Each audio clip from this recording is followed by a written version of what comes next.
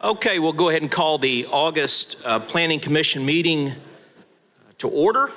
We always take a roll call first, and we'll do that in just a minute. I apologize for the lack of seating. This facility normally is able to accommodate the city's business, but occasionally we just run out of room. So we'll go as swiftly as we can, and those of you who don't have seats hopefully can fill in as we get through the agenda items. Okay, let's have a roll call to determine a quorum, please. Vice Chair Vickers. Present. Commissioner Brown. Present. Commissioner Haynes. Commissioner Latour. Here. Commissioner McDonald. Here. Commissioner Person. Here. Commissioner Thomas. Commissioner Vogel. Here. And Chair Hart. Here. Okay, we do have a quorum. Next item on the agenda is the approval of the minutes from last month's meeting. So, Commissioners, you should have gotten those in your packet. I would entertain a motion on that. I'd like to make a motion to approve last meeting minutes. Okay, we have a motion. Do we have a second? Second. Okay, we have a motion and a second. Any discussion? Okay, number two. Okay, we'll do we're still on roll call vote with Zoom, right? Yes. Is that right? Okay, let's do a roll call vote on the minutes. Vickers, Yes. Brown, Yes. Haynes, Yes. Latour, Yes. McDonald, Yes. Person, Yes. Thomas, Vogel, Yes. Hart. Yes. Minutes are approved. Okay, thank you very much. Showing the next item would be our consent agenda for the evening. So is Monty or who's taking us through that? Monty's going to take us through the consent agenda. Okay? Okay, following is the consent agenda for the Little Rock Planning Commission meeting of August 10, 2023. You have one item on consent withdrawal, item B, file number Z2255C, J-Hook Towing Conditional Use Permit, 5809 South University Avenue. The applicant failed to send the required notifications to surrounding property owners. The application has previously been deferred twice, so staff recommends the application be withdrawn without prejudice.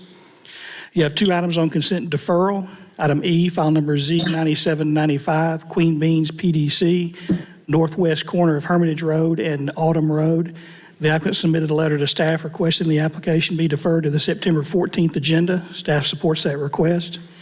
Item 4, Z9807, rezoning from I-2 to R3, 2718 Welch Street. The applicant failed to send the required notifications to surrounding property owners. Therefore, staff recommends the application be deferred to the September 14th agenda. Next are the items on consent approval. We moved item C to the regular agenda. So we'll start with item D, Z5859E, David O'Dodd School, revised CUP, 6423 Stagecoach Road. Staff recommends approval of the requested CUP subject to compliance with the comments and conditions outlined in paragraphs D and E and the staff analysis of the agenda staff report. We moved items 1 and 2 to the regular agenda.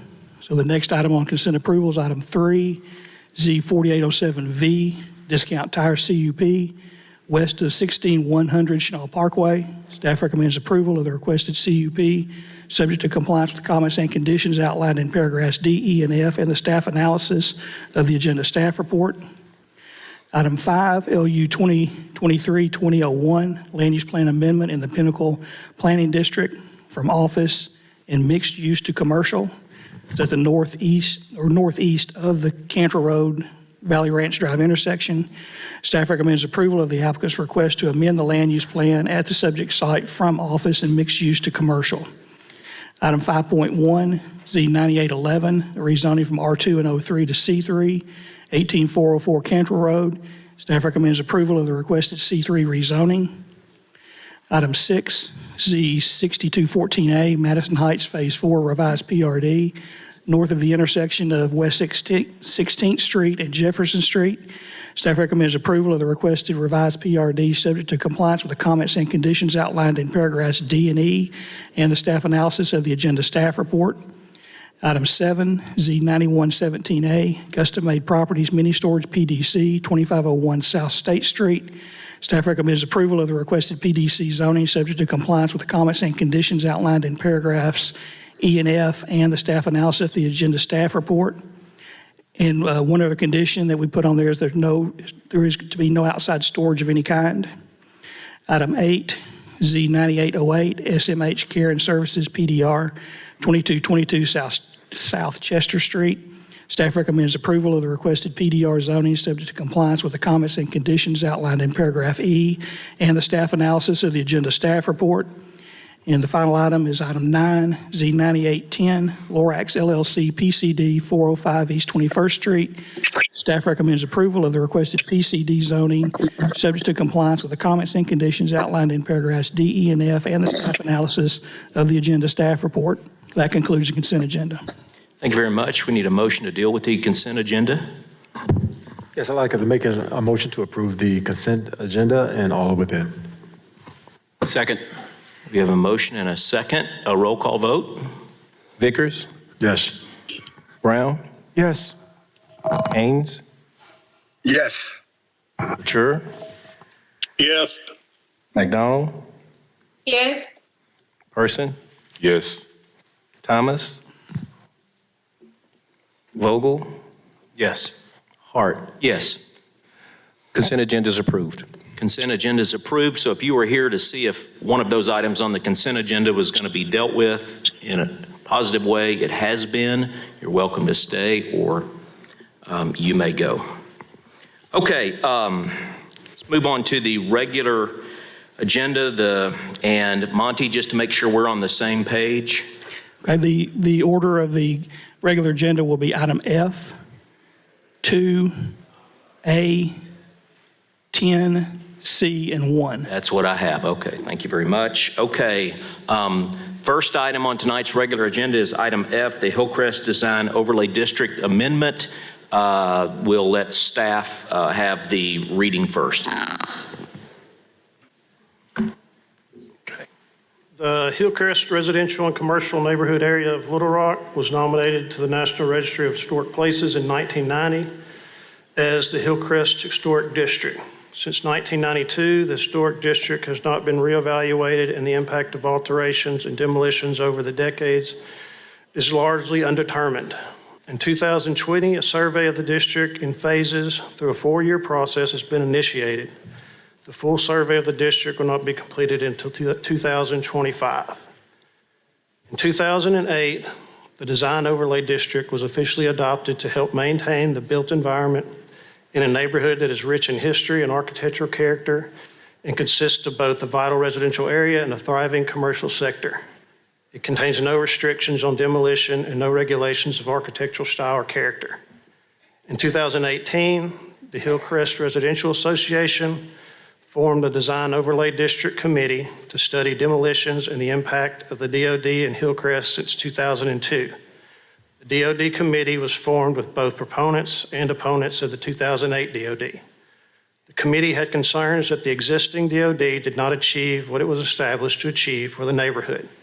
The committee had 7 members. In 2022, the DOD committee presented its first set of recommendations to amend the current DOD to better address development concerns. Board approved the proposed changes, and a request was submitted to the city to amend the Hillcrest DOD ordinance. City staff arranged a meeting at the Pulaski Heights United Methodist Church on March 23, 2023, and set up a web page in early March 2023 to share the proposals and receive comments from the community. Notices were sent to over 2,300 property owners on March 3, 2023. The Arkansas legislator passed the Private Property Rights Act, that's Act 1002 of 2015. This act is designed in part to limit government regulatory programs that might reduce the market value of private property in Arkansas.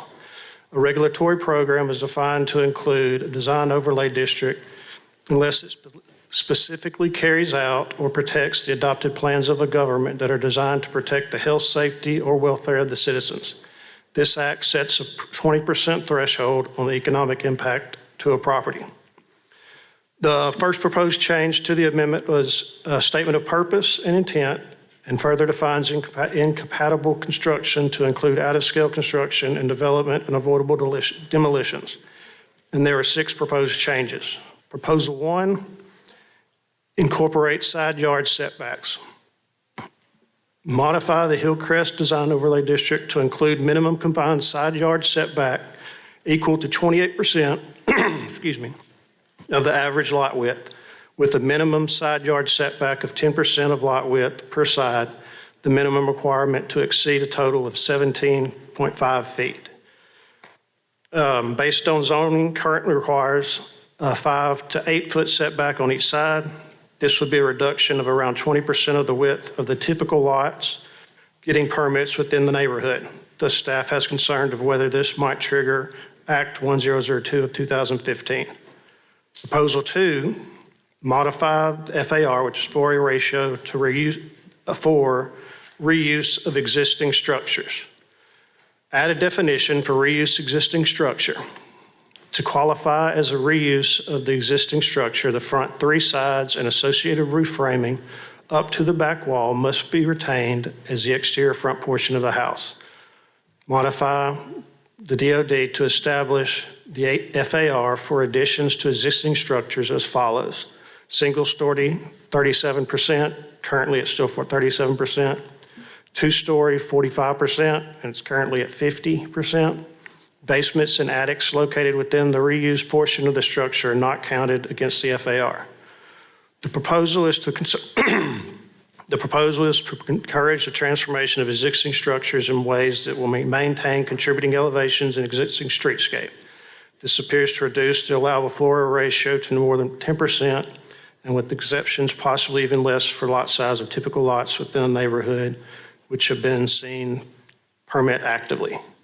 Proposal 3 is to create a floor area ratio for sites without existing structures or sites where there is not a reuse of the existing structure as defined in 37% for single story and 40% for multi-story structures to include all heated and cooled space other than basements or the size of the immediately pre-existing structure, whichever is greater.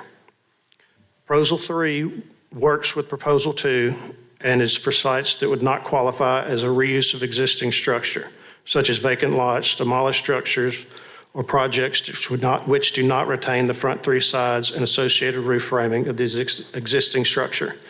These sites would have an FAR of 37% for 1-story structures, which is the same as the existing regulations, and a 40% FAR for multi-story structures, except multi-floor structures, which is a reduction from 50 and 55%, including all heated and cooled space except basements. However, the new structure may have the same area as the removed structure, even if it exceeds the 40% FAR. The purpose is to preserve the existing structures and/or scale of the neighborhood and discourage tearing down existing structures that currently define the neighborhood built identity. The proposal would result in a reduction of the FAR by around 20% for lot sizes common in the district who do not utilize the reuse of existing structures option. Thus, staff has concerns about whether this might trigger Act 1002 of 2015. Proposal 4 is to establish typical sidewalk widths and locations. Repair or replace any existing sidewalk as per Municipal Code 3248. Install a sidewalk if half or more of the block determined in linear feet has a sidewalk. The width is to be 4 feet or to match existing walk, whichever is greater. This proposal adds a measurement of a 4-foot wide sidewalk width for the existing sidewalk if wider. This would only be in blocks where there is an existing sidewalk for at least half the length of the block. The purpose of this proposal is to promote the maintenance and improvement of the neighborhood sidewalk infrastructure. The Little Rock standard for a sidewalk is 5 feet in width. This is codified in both the Master Street Plan and the Boundary Street Ordinance of the city. In addition, the city currently has an exception for a single house on a platted lot not requiring a sidewalk or street improvement. Thus, staff is concerned about consistency across regulating documents. Proposal 5, with regard to any non-residential zone property, HDOD should require an entrance facing the front when a building is located with frontage on two sides. The entrance shall face the street having located the higher classification according to the city's master street plan. In the instance that development occurs at the intersection of two collectors and one being Kavanaugh Boulevard, the entrance shall face Kavanaugh Boulevard. Proposal 6, with regard to the existing DOD ordinance 36-434.14A, it appears there's a drafting error that would allow unlimited floor area for houses of lots larger than 10,000 square feet, which was never intended. The committee recommends deleting the last sentence in that section to rectify the problem, which currently reads, any lot of record or any combination of lots creating a zoning lot of record exceeding 10,000 square feet in existence at the time of the adoption of this section shall have an FAR as described for lots exceeding 8,000 square feet. Assessing the package of proposals, staff believes the proposals would be ineffective in addressing the primary concerns of the neighborhood. The stated purpose, existing and proposed, largely speaks to maintaining the rich history of the built environment and architectural character of the neighborhood and discouraging avoidable demolitions. The proposals do not attempt to regulate or guide building form, detailing, or architectural character. The proposals are not unable to prevent unnecessary demolitions. Moreover, the further limitations and reductions of the possible building area and the footprint by Proposal 2 and 3 might trigger Act 102 of 2015 without achieving the stated neighborhood goals of preservation and compatibility. Staff is not an expert on FARs, reduction of building area, and their effect on home values. Further study is needed into the possible effects of Proposal 2 and 3 in relation to Act 102 of 2015. Staff cannot support the application as filed.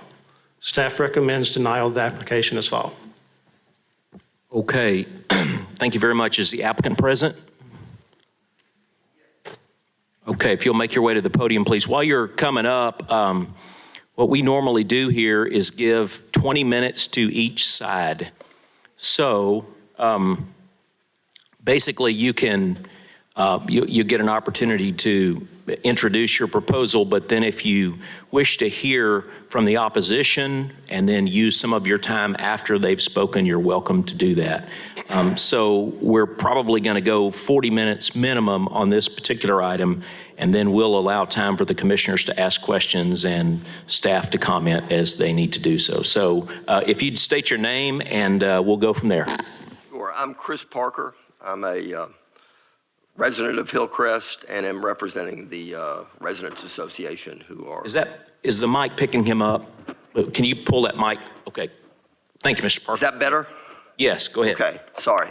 I'm Chris Parker, and I'm representing the Residents Association, who's the proponent of these changes to the DOD. I want to make 4 or 5 quick points, and then I would appreciate being able to reserve some time for rebuttal. There may be a couple of people that want to talk when I'm through as well. When the original DOD was passed in 2008, it controlled for the first time the size, scale, and lot coverage in Hillcrest. And one thing you can say is that in the last 15 years, I don't think anybody would say that there has been any kind of reduction in residential housing prices as a result of that limitation. In fact, in the last 27 years in the packet of what we presented, there's been a 27% increase in those 6 years. Second thing I want to say is that while it's a little unusual in the city, there's nothing unusual or novel about controlling lot coverage, mass, and scale. In fact, in the original Enabling Act that was passed in, I'm not sure what the arithmetic is, but 65 years ago by the state of Arkansas, in addition to using zoning to control use, commercial, residential, office, the things that you normally deal with, it put on an equal basis controlling lot coverage, mass, and scale. So this is a tool that is well known and is commonly used in zoning matters. The original provision of the DOD really promoted two issues. One is that it was going to maintain some diversity in house sizes in Hillcrest, which people in the neighborhood felt like was an advantage. And the second is that it would have some tendency to preserve the historic fabric, which the city's in favor of.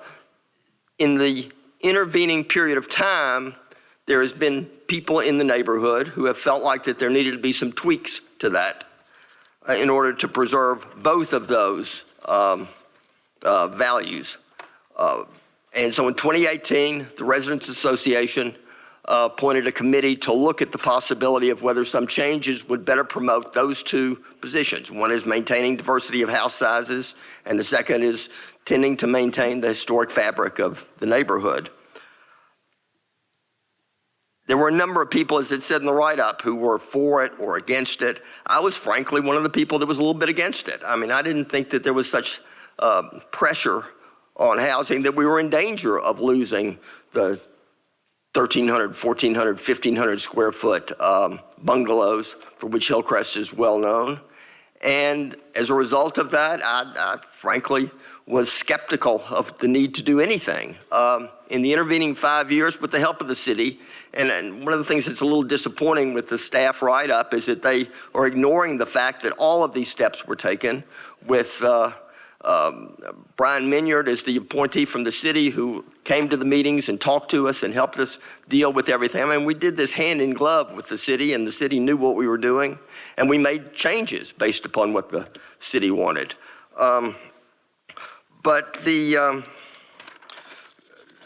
result of that study was some feeling that we needed to make some changes in both the coverage issue by widening a little bit the side yard setbacks. That is, instead of them being 5 feet on either side, they would be a total of 5 feet on one side, and see what it would be.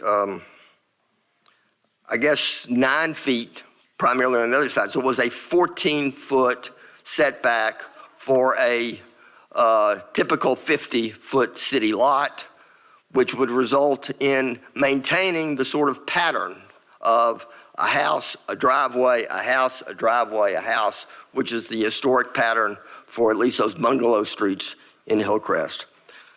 The other proposal was that we wanted to limit somewhat the size to promote that issue of diversity of housing size. And it would, while it made no difference in the floor area ratio for a single-story house, it would make some reduction for a floor area ratio for a two-story house. That is from 50% to 45%, which is from 3,500 square feet to 3,150 square feet, not huge. And the third proposal, and that was if you used the existing, if you did that addition within the framework of the existing house. The second was we did provide some, hopefully, incentive to keep people from necessarily tearing down houses to work within that existing house by making it a slight reduction in the FAR if you didn't work within the framework of the existing house. That is from 50% to 40%. This is not a great reduction, but it does do something. It maintains some, it directly addresses the size of houses, size of housing diversity, and it will indirectly provide some incentive to people to maintain the existing structures for which Hillcrest is known. I think the staff comments that this doesn't promote anything ignores the fact that it directly addresses this question of maintaining some size diversity in the neighborhood, and it will have a tendency to maintain the historic or it could the neighborhood. I think there's somebody here who's more adept at dealing with historic property issues that may address that directly. But the other thing I want to say is I think there is a misunderstanding about what Act 1002 does and how it operates. You know, it was passed in 2015, I think, and it hasn't generated a lot of litigation. It hasn't generated, as far as I know, any appellate litigation. I don't think that it's even addressed any of the zoning questions and changes that have taken place in the state.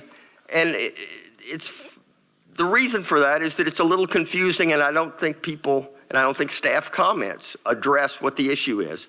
You know, it's not like you've got a $500,000 house, and suddenly, because you can't expand it to how big you want to expand it, you can't have a $625,000 house. It doesn't work that way. It is that $500,000 house has to be worth less on the day you pass the rule, simply because you've passed that rule. And that's not going to happen. You know, sure, you may not be able to build a house that is somewhat more expensive because it is somewhat larger, but you're also having to pay for building that house. It's the fact that there is a 20% decrease in the availability of construction doesn't amount to a 20%, doesn't lead to a 20% reduction in fair market value. It's just not how it works. And that's why it's made, this has not been an issue that has caused good planning techniques anywhere in the state to not be done. And we feel like this is an appropriate tweak, and we would ask that the commission join us in presenting this change to the city council. Gifford Pinchot, the first head of the Forest Service, in front of some congressional committees, said that the best guideline for public policy is to do what is best for most people, most of the time, for the greatest period of time. And that's why the Hillcrest Residents Association board voted for this, is they feel like that this is a change that is going to promote the values that we want in our neighborhood for most people, most of the time, right now. And we ask for the Planning Commission's support. With that, I think there's somebody that's going to talk about the Yeah, Mr. Parker, let me ask you a quick question, get some Sure. advice from you, because I do have 10 cards here from people who have filled out in support of it. So, given the time restraints, do y'all have a plan for who speaks next? My thought is I would like, what's her name? Who's going to talk about the historic district. And then I would like to reserve whatever time my fellow proponents will allow me to have for rebuttal. Okay, Thank you. Thank you.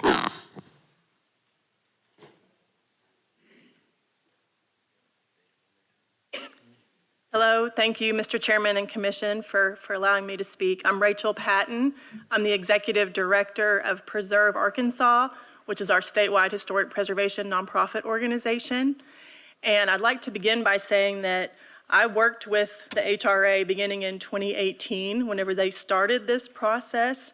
And so I can personally attest to the time and effort that they put in to do a good community involvement and to try to get everyone's opinions as far as the amendments to the DOD and what could be done to improve it and to benefit the neighborhood.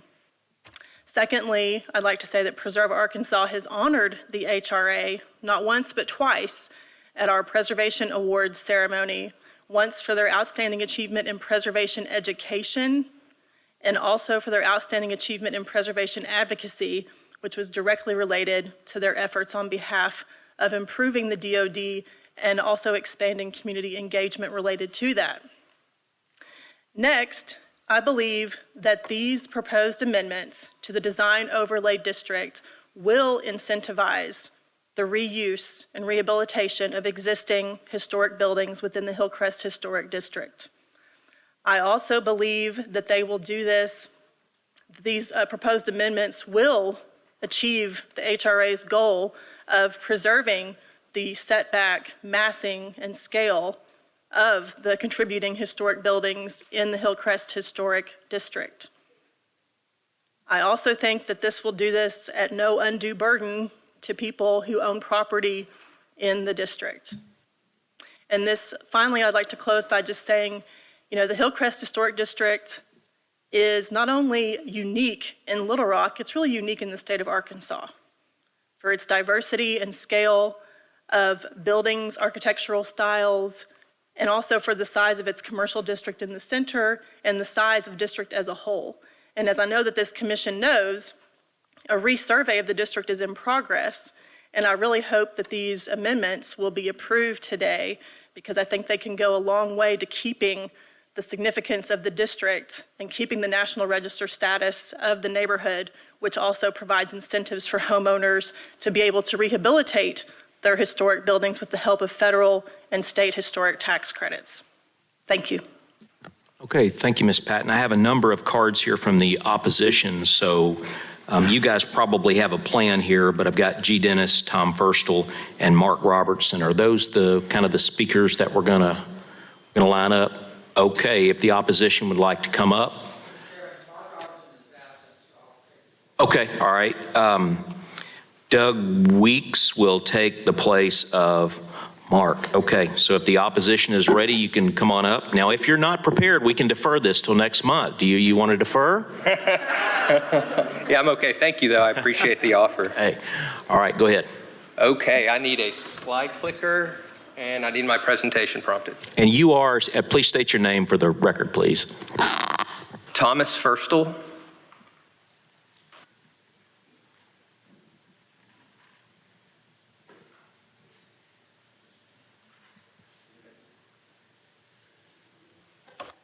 Thomas Firstel. I'm a Little Rock native and a resident of Hillcrest.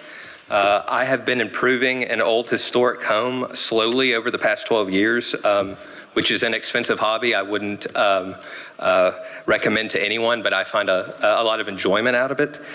I just want to say that I do not own any income producing property in Hillcrest. I have no economic ties to this area other than the value of my primary residence. Not everyone here can say that. A little bit about my background. I have extensive experience in real estate as a broker, manager, corporate investor. As a teacher, I was an instructor for the CCIM Institute, traveling around the country teaching professionals real estate finance and investments. I'm also a chartered financial analyst, and I'm accredited in business valuation by the American Institute of Certified Public Accountants. Currently, I am the Director of Commercial Appraisal for the Pulaski County Assessor. I'm not here to assess your properties. I'm here simply as a citizen of Little Rock, as a native of Hillcrest, as someone who adores historic homes and also loves statistics. Let me make a few rebuttals real fast. I believe as Mr. Parker talked about how the original DOD, that there was an increase, he said something between 20 and 30% of property appreciation, and surely the DOD didn't hurt property values. I just want to say that that's not an intellectually honest argument. You would have to be able to control for other variables to know if any one variable actually increases or decreases property value. So just because one thing happened, anyway, it's either intellectually honest or he doesn't understand economics and math. Second, study. They keep talking about a study. They've talked about studies for years. No one's seen their study. I've never seen their study. Third, they talk about, well, let's just assume for a fact that the first DOD actually worked, and for some reason, we could quantitatively prove that it did increase property values. Please, okay. Here's the thing. Maybe this isn't a matter, even if that is the case, it could be a matter of calibration. So just because one regulation or restriction at some mathematical point works doesn't mean lowering it continue to work. I'm learning it doesn't work that way with parenting. It doesn't work that way with anything in life. It's all about a sweet spot. Anyway, I counted how many times these two people before me said the words believe, feel, think. I want to get away from that right now. Let's get into data and let's get into facts. I'm going to try not to say what I believe and what I think and what I feel. I'll leave that for the HRA. Okay, let's move on, please. I don't have a lot of time. I would really like about an hour for this presentation, but I'm going to try to get through it in 10 minutes. I'm going to assume that the first slide has an overview of definitions and concepts that are related to this. Y'all have had this presentation for 30 days, so I'm just going to make an assumption that you've cracked it once. Okay, so Hillcrest, this is the area in question. I found about 2,300 homes here. Hillcrest, it's either a neighborhood according to some, or it's simply an idea according to others. What I've done here is I've divided this neighborhood, this area, into 5. We can call them whatever you want: market areas, sub-market areas, neighborhoods. I've delineated these based on geographic area and based on socioeconomic factors. And what I've done is I've used publicly accessible data, and I've measured the Florida area ratios for all 2,300 homes. I don't know that the other side has taken the time to do that. I have 2 children under 2 years old, and I've spent over 200 hours doing this on my off time. I've also measured the side yard setbacks for about 150 homes. I'm not prepared to talk to side yard setbacks, so I'm going to stick with Florida area ratios for now. So moving on. Okay, you're going to see this pie chart a lot. This pie chart has every home, every 2-story home with a Florida area ratio over 40% divided by period. The first one is what's called the period of significance. It's 1890 to 1940. Then I had 1941 to 1990, and then 1991 after the first historic district was created, to 2007, and then 2008 when the HDOD was conceived until the present day. And also the following slides, I've broken this down by neighborhood, but overall, there are 105 homes with FARs above 40%. That's roughly 5% of homes in Hillcrest. Actually, a majority of these homes were built during a period of significance. However, of course, they were added on to. But upon inspection, of the 54 homes built in the period of significance, 16 appear to be in their original or dated footprint. So in other words, 15% of homes with an FAR above 40%, which is what the Hillcrest Residents Association proposed that everyone abide by going forward, for new homes that is, 15% of those were actually built before 1941. The HRA's implication that only newly built homes pop this ratio, and they have implied that with marketing material. This is not the case, and it's unfair to expect newly built homes to adhere to guidelines that have never been completely adhered to over the past 130 years. Okay, next.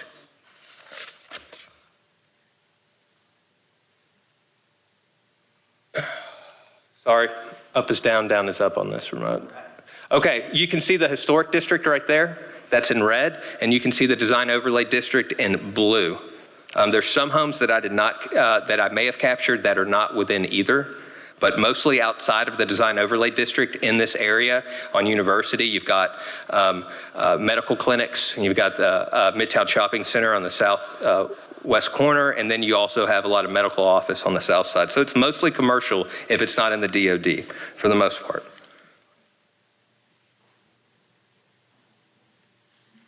Okay, I've done a heat map of every officer, of every board member, of every DOD committee member that are a part of the HRA. And what I would like to say here is that this illustrates that there is a lack of diversity within the HRA top brass, okay? Most of it's in Midland, and so you can really consider Midland the iron throne of the HRA, right? So, and I do mean this, the view from Midland is different than the view from other parts of Hillcrest, and I mean that both literally and metaphorically. You have larger lots, statelier homes. Census data says that they have more income there. These people are different in a lot of ways than someone who lives in Lincoln Park, south of Fletcher Library. Sorry, that's just the case. But they're the ones who want to make a decision for everyone in the neighborhood.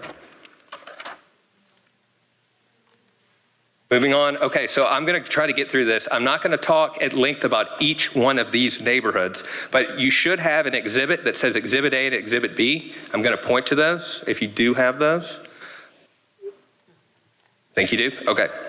So this neighborhood, what you'll see on every one of these slides in the top right corner is every home and its geographic location that pops the FAR that was built after the historic district was created in 1990. You have the same pie chart in the middle that has a breakdown of every FAR over 40, every home, based on the 4 periods. And then there's various bullet points below. I don't have a lot to say about this neighborhood other than Bruce McMath. He's the HRA DOD committee chair. He lives in a home here that has a 48% Florida area ratio. But no one after this can have that if they build a new home, but he can have that. Okay, moving on. Midland. Okay, back to Midland. So we've got 27 homes here that pop the 40% Florida area ratio. These are the big homes. These are some of the nice homes. Only 3 homes built after the DOD popped the ratio. One is in Edgerstone, which I don't even know why that's in the DOD. It doesn't make any sense. It's a newer subdivision that was built overlooking Cantrell. And then not a lot to see here. Not a lot of activity, though Antoinette Johnson, who probably is going to speak, she's the vice president and she is who came up here last month.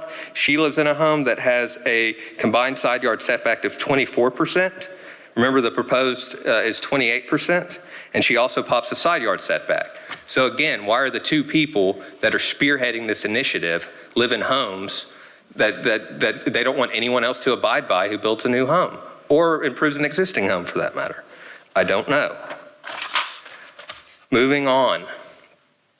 Kavanaugh, I'm going to skip this. Not a lot to see. There's one house here that pops the Florida area ratio that's overlooking Cedar Hill. There's a couple within it.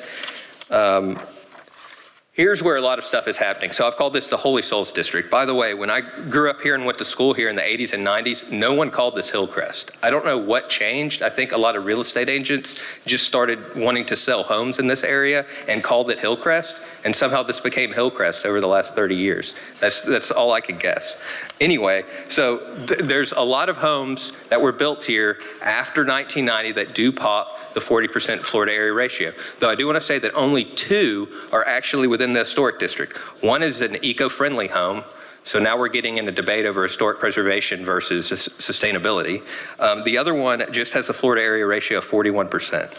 Now, as to the rest of these homes, it is regarded as unfair that these homes fall under the same restrictions as homes in the historic district, as these homes are unable to contribute to the district and therefore unable to receive historic tax credits.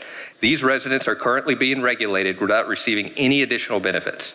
By the way, the historic tax credit for the state rehabilitation historic tax credit was 25%. Huckabee increased it to 30%. We have yet to feel the effects of that. I don't know why we're trying to make decisions before we feel the effects of that, or after. The city's supposedly going to get around to doing a study, so I don't know when that's going to happen either. Moving on. Pfeiffer, this is really interesting. So if you can see these homes right here, the HRA can try to convince people and take photos of homes and complain about these homes that were built in this area. But look, of all of these homes, 10 homes built after 1990 that would not conform to the HRA's Florida area, 8 of them are outside both of the historic district and the DOD. All right, so nothing you do here today is going to stop people from building homes like this that are outside both of them. But people look at them because they don't know the boundaries and they get all hurt and think we need to stop this. They don't understand the boundaries. They're misinformed. The one home that is actually within both has a Florida area ratio of 41%. Not a big deal. Okay, so Hillcrest Historic District. So according to the city, there are 1,729 total homes within the Hillcrest Historic District. They say that 1,094 are contributing or they're not really sure. Admittedly, they're not really sure. This is according to the city and according to the Arkansas Historic Preservation Program. So since 2008, when the HDOD was conceived, 12 homes were raised that were historic. I'll get to that in a second. So right now, it's possible that 63% of homes within the historic district are contributing. After talking with many people at the AHPP, at the National Park Service, I've got an understanding that a neighborhood is only really in danger of losing its historic status if it drops below 15% contributing. At 12 houses every 14 years, we will lose our historic status sometime in the late 23rd century. But we want to talk about it today as if the sky is falling, right? So I asked this to an employee at the AHPP, and he said, don't worry about it. If it gets that low, we'll just redraw the district. So if they're just going to redraw the district and it's not going to happen until our grandkids are around, why are we wasting a Thursday night right now? Moving on. So much of the HRA support has been garnered from a fear campaign that Hillcrest will lose its historic status. This is simply not true. So let's talk about these houses real fast. Okay, here are the 12 houses that were demolished. My wife rented one of them. It burned down due to an electrical fire. Another one burned down in an electrical fire. One had extensive termite damage. I talked to someone who physically inspected it and put his thumb into a supporting wood beam, and he could put an indention into it. The HRA gave that homeowner a lot of flack for not trying to restore his home. Mold damage, structural damage, one house with a significant amount of dog feces. So you've got about 70% of these homes economically for sure needed to come down. Right? It may be that from a practical purpose, they all needed to. But the HRA's insistence that the historic district is in danger of losing its historic status is unfounded. And it's also asserting that good homes, like in the Heights, and I've got nothing against the Heights, my mom lives there, but they think that good homes get torn down here. And that is simply not the case. And there's no evidence to suggest that homes that are not well taken care of get torn down here. Now let's also, if you look in a column there, it's the fourth column over. It's the new Florida area ratios of the homes that were built in the place of these historic homes that were demolished. The average Florida area ratio of these homes is 35%, and the average combined side yard setback, I can't even see that. I think it's in the 30s. Anyway, both from an FAR perspective on average and both from a combined setback on average, these new homeowners on these demolished historic homes have done a better job at abiding by the HRA's proposals than, again, the two people spearheading this project.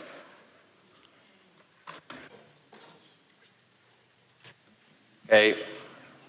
We can talk, and I'm not going to be talking about valuation at this presentation that's outside of the scope. I'd like to save that for another venue, hopefully not circuit court.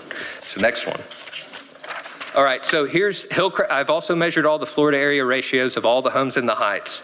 And here's a chart showing the Florida area ratios of homes built in every decade since 1890 to the present. So you'll notice a trend here, and of course, no one is denying that Florida area ratio began to increase for both starting in the 1990s. But I want you to see this line here. And this line is the historic, when the historic DOD was established. Either because of this or for some other factor, the Florida area ratios in Hillcrest actually declined a little bit. They certainly stopped increasing. I believe Mr. Parker said it's out of control, or that they keep growing, and that the DOD, we need to calibrate it and we need to lower it because it's not doing its job. Well, then what's that? Am I lying about the data? I'm not. Okay. Generally speaking, okay. Let me say this. Look, generally speaking, it does not make economic sense for a developer to raise a home in good condition in Hillcrest. Okay.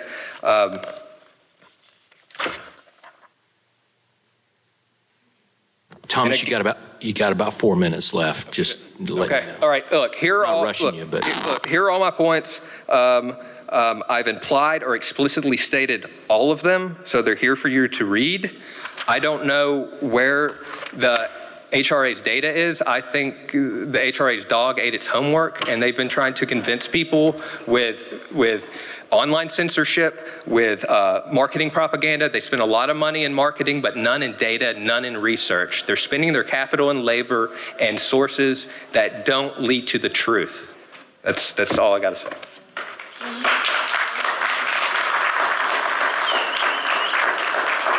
Okay, you want to go ahead and present now in opposition, or do you want to wait and save that time?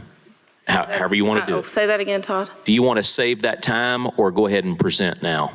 I'll go. I've just got a couple Okay, things. all right. All right. G. Dennis. I have lived in Hillcrest since moving to this great state about 17 years ago. I'd like to preface my remarks that my disapproval of this proposal today is really fundamentally about the process and I think the quality of the product that's been presented today. We all here in this group that oppose want what's best for Hillcrest. We want to preserve its historic qualities. We have that same goal. We simply do not believe that what's been proposed here today is a very effective way to achieve that. My first point, and some of this I will not repeat because some of it is redundant, but it does not appear that we actually have a problem. So we're all in here today for something that I don't see. I don't see it. I've not seen it in any data to substantiate that we're having teardowns, that there are out-of-scale projects, that there's a problem. So why this feels like a set of solutions in search of a problem as opposed to the reverse. The other issue is that the proposal as it is mandates all of these issues around setbacks and sidewalks and reductions in square footage. What I heard the proponents say was that, well, I don't believe or I think it should not affect your home value. Well, that's not data and that's not factual. So if you are going to impose something on anyone, it is your responsibility to come in here with information that is factually and objectively approvable. So I'm hearing opinions that could affect me. For better or worse, I would like to see data. No data here. So one, I don't see a problem. Two, I see no data to tell me that your proposed solutions won't negatively or positively affect me. And lastly, just so this group knows, the HRA represents a very, very small group of Hillcrest. I think around 200 members out of about 2,000 households. So I think there are plenty of people who would speak to the fact that this process has not necessarily been as transparent as people say. I only found out about what was going on from the letter we got from Jamie Collins' office in January. And I've lived here a long time. I think that we live in a multi-generational community where a lot of things are going on, and I'm not sure the efforts to inform and get a collective, diverse opinion on this matter has actually been the case. I feel it feels like the process has been a little bit closed, and if there is actually an issue that we can prove, we all want to be a part of that solution and not have one group trying to force the matter down our throats. Thank you. Thank you. Okay, does the applicant want to come back up and rebut? You've got 8 minutes for the applicant. You don't have to, but Well, let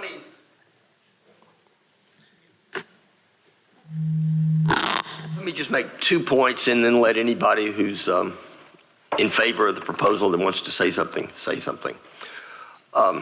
First of all, the question of property values came up because the city, in their response, said that they were worried about Act 1002. I mean, I agree with Mr. Forstall that there are a multiplicity of factors that apply to create fair market value, but the biggest one is the interest rate environment. And so I don't think anybody is ever going to be able to establish a case of a problem under Act 1002. The second thing is the fact that there are some houses built during the significant period that had a FAR ratio that exceeded the 40% is irrelevant under our proposal, because we say in the proposal that if the house exceeded the 40%, you can build back that size. I think there's just a lot of misunderstanding going on with the fact that these are simply tweaks to an existing thing. And with that, I think anybody that wants to talk while our time. I have several cards here, so I'll just start calling out the names of the people who support, and if you would like to come to the podium. I've got 3 Crawfords. You may all be of the same family. I'm not sure. Alex, Charlotte, and Paul Crawford. Do the Crawfords want to speak, you have time.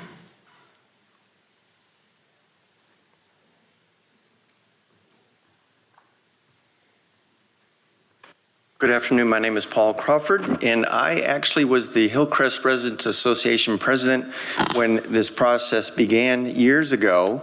It was a very controversial subject when we tried to make it initially not just a design overlay district, but a ordinance district.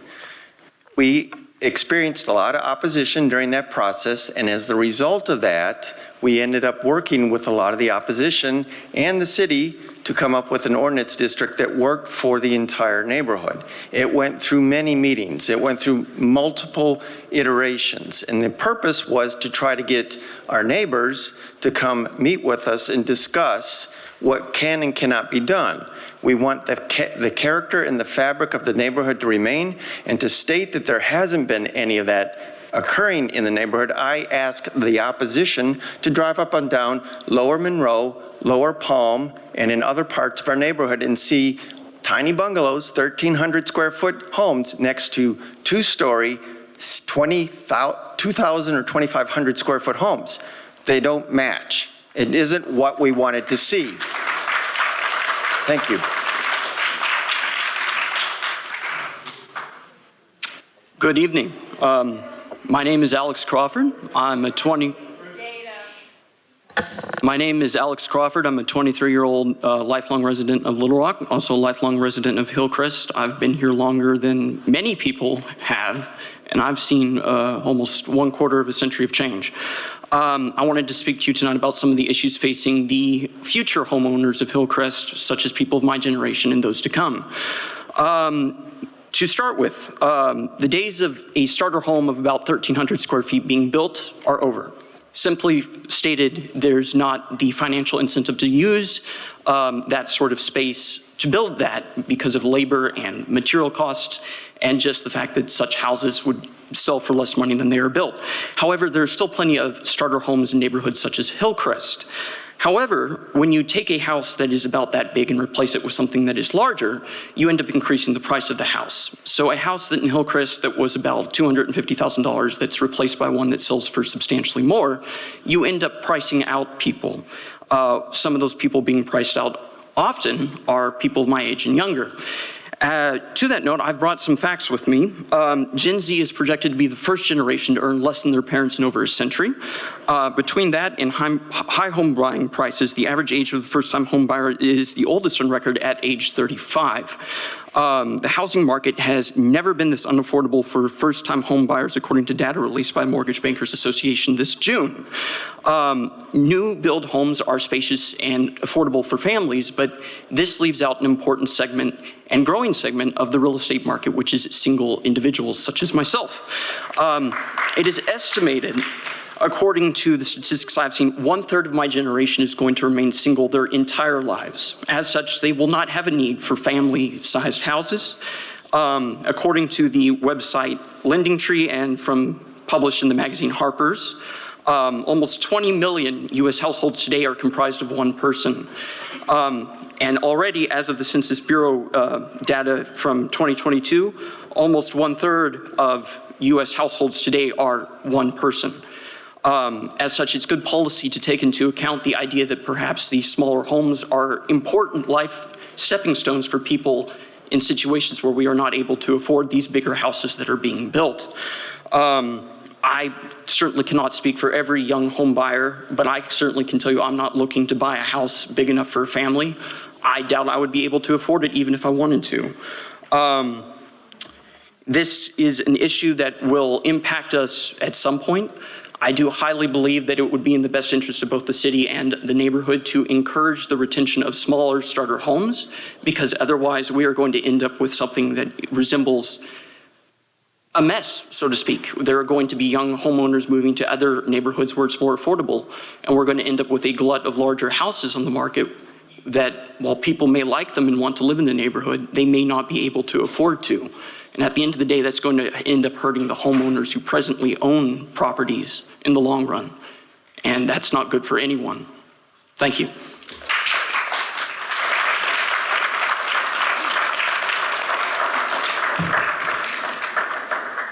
Good morning, or good evening. I'm Charlotte Crawford. I'm a Hillcrest Historic District resident, and I support the proposed DOD amendments.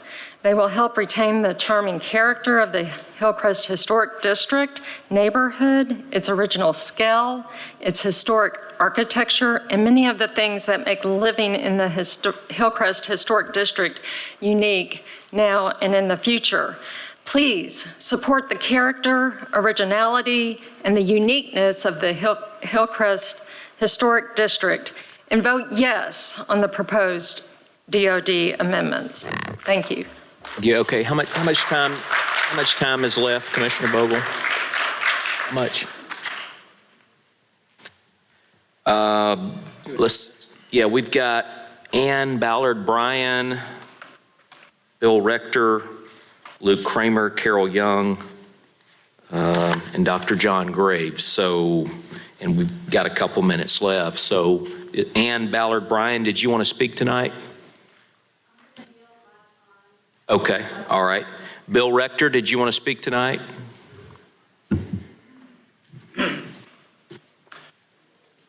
I'm Bill Rector. I've probably lived in Hillcrest longer than anybody here. I've been there for 51 years. I've lived in 3 different houses there. I've also been in the real estate business that entire time. If the DOD had affected the values in Hillcrest, I would have known about it. When I started out in the 70s, Don Bone and I bought, refurbished, and sold, I don't know how many of those houses over there. I wish I'd kept every single one of them because they're now worth about 15 times what we sold them for back in the 70s. So the argument that this is going to affect the values is specious. I mean, if you look at the values in Hillcrest, they're obviously worth more, and they have not been affected at all in the original DOD. And as far as there not being a problem, what we're trying to do here is get ahead of the problem. We want to prevent the sort of thing that's going on where they're buying a 7,000-foot lot and putting up something that takes up the entire lot. If there's any more time, I'll yield to somebody else. Carol Young, would you like to speak? Carol Young?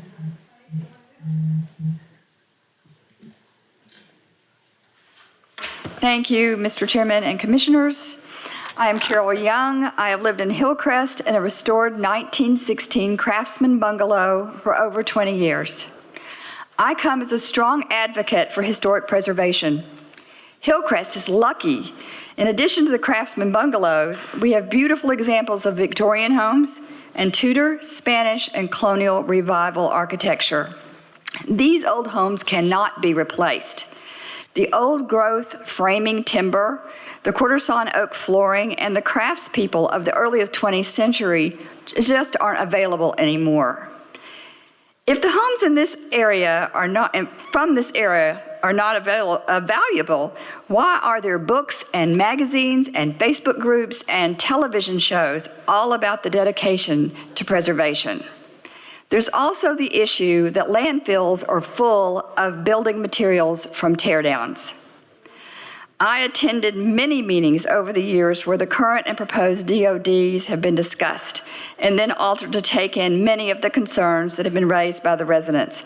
I don't know where the people have been who say they've never heard of the DOD until now and that think that just a small group of people are affecting changes to their property. These guidelines are not onerous. Residents can still enlarge their homes. They can gut the inside and make a super modern open floor plan should they choose to do so. They can paint the exterior of their home however they want. And most importantly, they can always apply for a variance if need be. These historic homes were built to last, and they have, and they should. I ask you to please support this amendment to the DOD.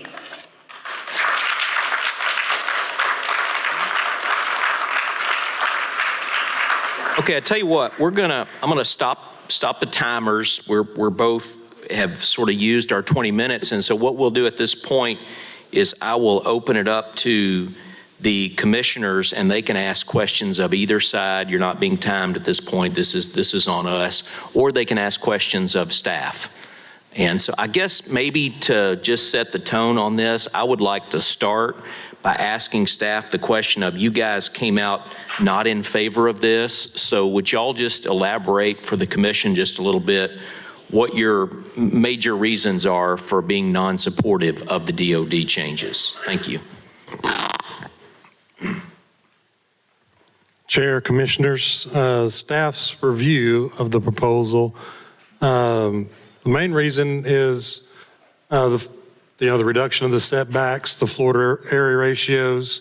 We made it very concise in our summary at the end due to the act, and that is a state act that has been adopted and passed since the last DOD amendment, and any modification of any zoning amendment or a DOD, including, in which one we passed not very long ago that the commission heard, the Heights tree ordinance in replacement of buildings and the tree canopies in the area. Even that one was subject and has to be reviewed against that. For us, staff admittedly is not an expert in floor to area ratios, any reduction of buildable area, and its effects on home values. Because home values is not an item that is discussed for us in the Planning Commission. You know, if you've heard it multiple times when somebody comes in and says, how much are you going to sell that house for, sell the homes for, or rent those homes for? That is an item that we do not discuss. We feel there needs to be further study in those areas to see if it would be against that act. And that's why we say we have concerns. So that is our reason for not supporting. Okay. I'll open it up to commissioners for questions of the applicant, the opposition, or staff.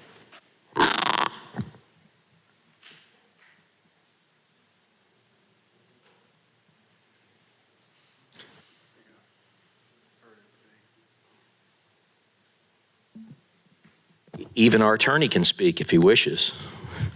You're reaching for your mic, so. Get it away from my mouth. Okay, Mr. Brown. Well, Mr. Overton, I would like to know what, if there is a city attorney opinion regarding this act that is in question.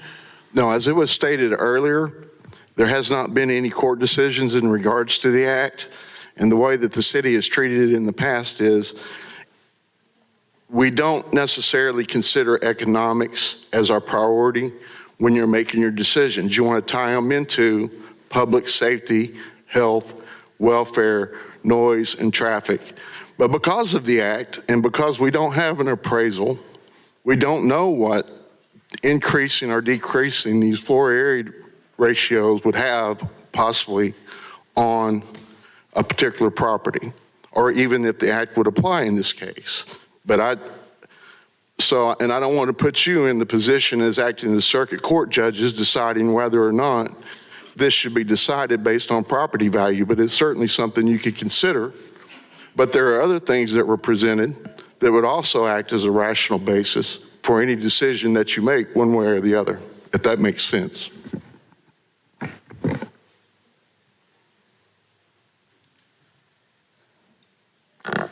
Questions from commissioners?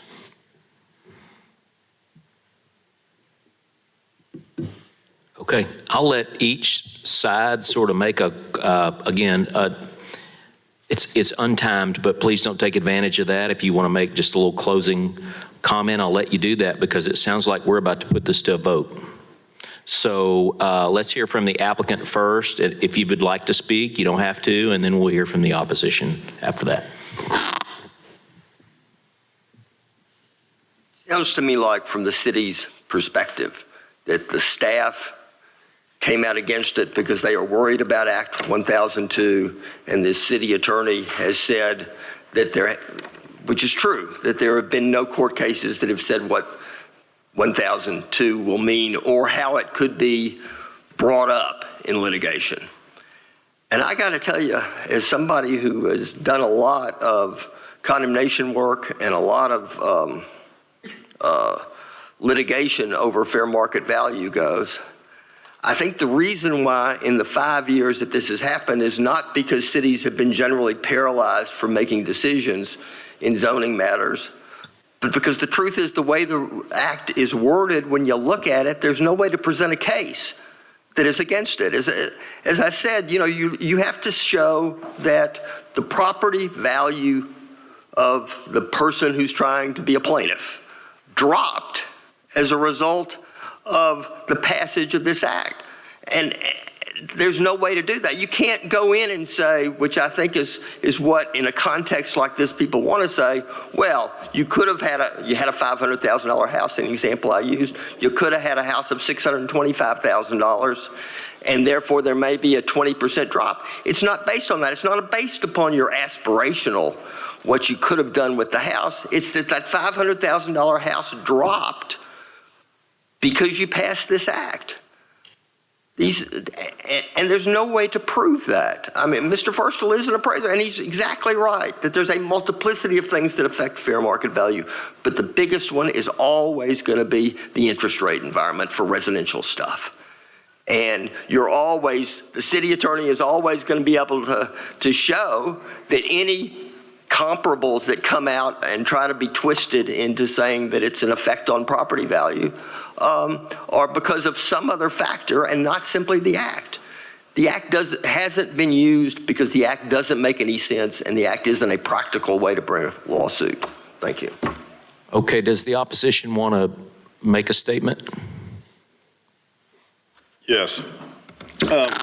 Very quickly on the act. I guess I don't have all the qualifications that Mr. Forstall does, but I do have a law degree and I am licensed to practice in the state of Arkansas. I do believe it will be violative of the act because when you look at the implementation of it and the further restriction, and they're talking about, I also think it's a bigger problem of when you look at how the act's applied, it's not going to be just the changes in the DOD, it's going to be the DOD as a whole against the non-DOD, and that's definitely going to reach the 20% mark. But on top of that, I want to rebut some other things. They talk about diversity of size, but they don't want diversity, they want what they want. Because when they get up here, they talk about what they don't like. And I want to say that as the opposition, we don't care if they want a bungalow. That's great. I don't care if there's a bungalow next to my house. That's okay. I'm not going to tell them what to do with their property. I'm just asking the same. And I want to talk about my house. My house, which they dislike, that they like to talk trash about on the internet. It's a house they don't like in Hillcrest. Just so you know, it is under 40, it is a 2-story house under 40% farm at 39%. But it's too big for them because they don't like it. Now, my house is not in the historic district and it was not historic, but I am in the DOD, so I'm subject to all the restrictions. Now, I went to remodel my house, and when I remodeled my house, I found out, to be polite, it was a POS, right? We took down the sheetrock. It was built in the 40s. I had all my studs were on 24-inch centers instead of 16. I had 2x4 trusses. I had terrible electrical stuff. I had terrible plumbing. It was terrible. So it was actually cheaper on me to knock the house down and rebuild it than to try to figure out how to hobble together something to bring it up to code. And I'm not historic, and I am not in the historic district, but I'm still subject to the DOD. And hey, I've got, it is going to be hard on Gen Z. I have 4 kids, and I want to live in Hillcrest.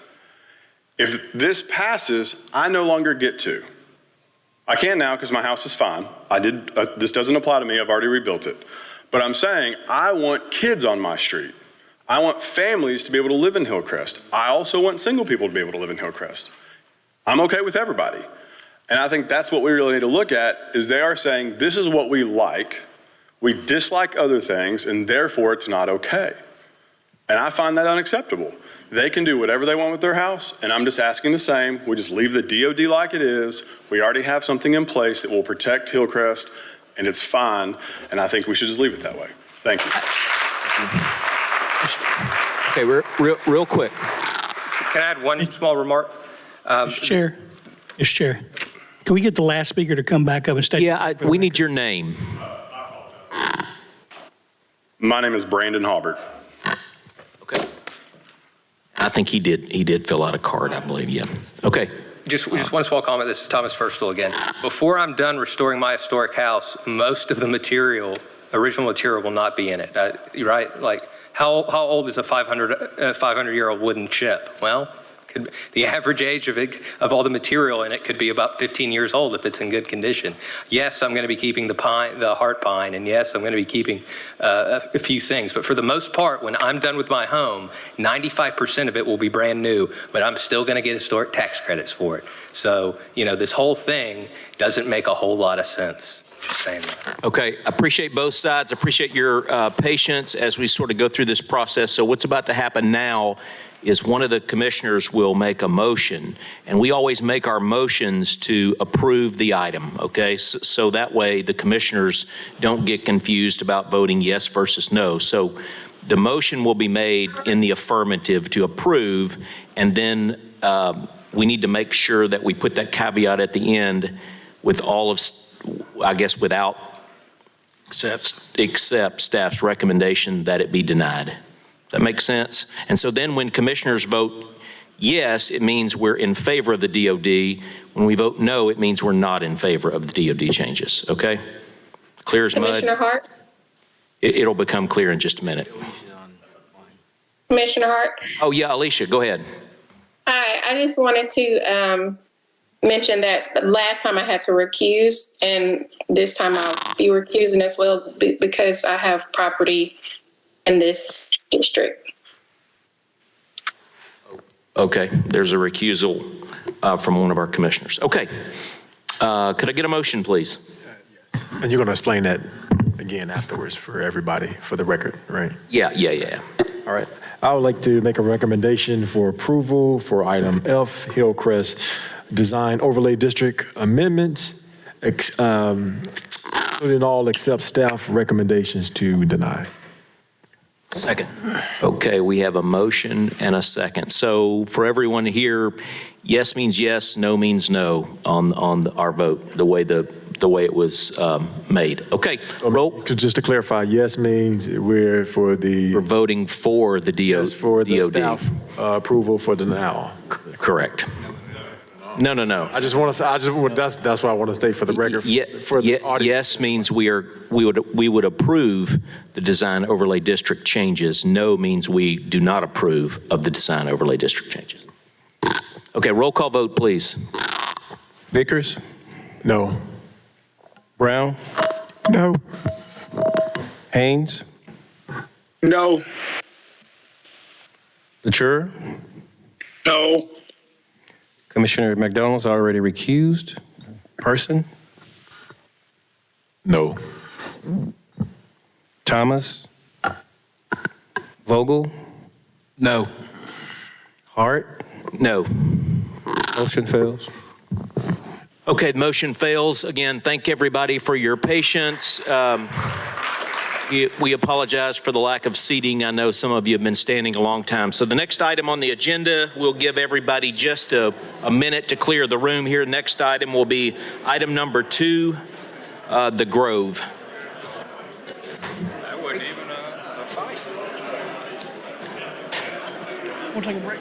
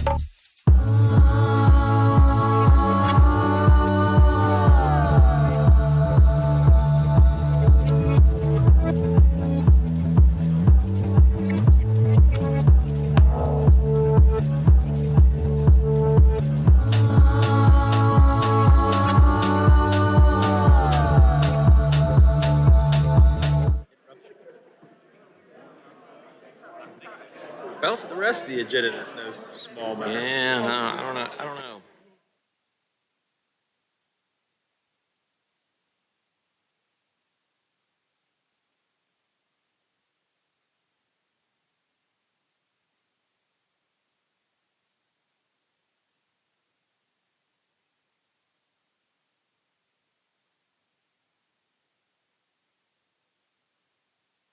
In 1 minute. The Grove at Old Oaks, a little subdivision.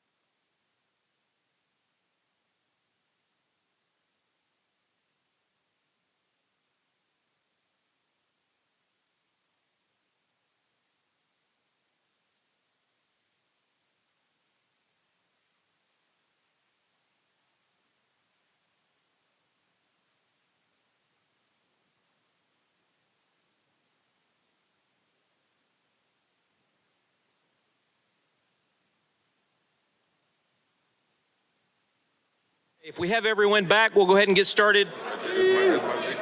Item number 2, if you were here for the Hillcrest Design Overlay District and you're still in the room talking, if you would please exit to the hallway, please. We've got other business to conduct. Hello. If you're still talking about Hillcrest, just move it on out to the hallway, please. We've got other business to conduct. Thank you. Okay, next on the regular agenda is item number 2, the Grove at Old Oak. Would staff read their report, please? Item number 2, file number S1882A. This is the Grove at Old Oak preliminary plat located at the north end of Old Oak Drive, west of Black Street. The applicant proposes to subdivide 3.46 acres of property into 14 lots for single-family residential development. The applicant provided the following information and description of the project. The developer for this project would like to subdivide this property into a 0 lot line patio home development. This project contains 3.46 acres and is located northeast of 4703 Old Oak Drive. The lot sizes proposed are approximately 1/10 of an acre, and the developer is proposing, again, 14 lots. The parcel is currently zoned R2. The applicant is proposing to connect Old Oak Drive to Black Street as required by the master street plan. Sections 31, 232, and 234 of the city's subdivision ordinance provide the requirements for 0 lot line developments. I won't go through those specifically, but I will say that the proposed lots conform with the minimum lot width, depth, and lot area requirements. The applicant is also requesting a waiver of half-street improvements to Black Street as follows. The developer will dedicate 1/2 the required right-of-way for Black Street as required. The bridge is out on Black Street south of Cantor Road, and we understand that there are no plans for funding to replace the bridge. Since this development doesn't have any lots that front on Black Street, it doesn't appear that there are any justifications for the developer to construct these improvements. Staff is supportive of the requested waiver of street improvements to Black Street. The applicant is providing a no vehicular access easement along the Black Street frontage. To staff's knowledge, there are no outstanding issues associated with the proposed preliminary plat. Staff is supportive of the plat. The proposed plat is for 4 single-family lots per acre of property, which is under the typical single-family density of 6 lots per acre. Staff believes the proposed plat will have no adverse impact on the surrounding properties and recommends approval of the requested preliminary plat subject to compliance with the comments and conditions outlined in paragraphs D and E and the staff analysis of the agenda staff report. Okay, thank you, Monty. Both sides, like in the last item, will have 20 minutes. So is the applicant present for item number 2? Please state your name and carry on. Good evening, Chairman, Commissioners, and staff. I'm Brian Dale from Joe White and Associates, representing the owner and developer for the preliminary plat application that's in front of you. As staff has already stated, the application is to subdivide 3.5 acres into 14 zero-lot line residential lots. The parcel of land is zoned R2 and is located at the north end of Old Oak Drive. The applicant has worked closely with the planning staff to ensure the preliminary plat meets the requirements of the R2 zoning ordinance. One waiver that is submitted in conjunction with the preliminary plat is for the half-street improvements to Black Street along the eastern border of this preliminary plat. Since the existing bridge is out on Black Street and the development will not have access to Black Street, we don't see the justification for this requirement. We would like to request a separate vote on the waiver request associated with this requirement after the vote on the preliminary plat has been done. We'd like to reserve the rest of our time to respond to any issues that are brought up regarding the proposed project. And thank you for the time to introduce our project. Okay, I need to look at my item 2 opposition. We have a number of cards, so again, the group as a whole will have 20 minutes to do this. I'm just going to call you up in the order that these cards exist, unless there is someone in the neighborhood has designated as a speaker or a presenter. Hearing none, I'm just going to. Do we have a name? Oh, okay. Yes, sir. If you'll come up. Yes, okay, great. If you'll come up and state your name, please.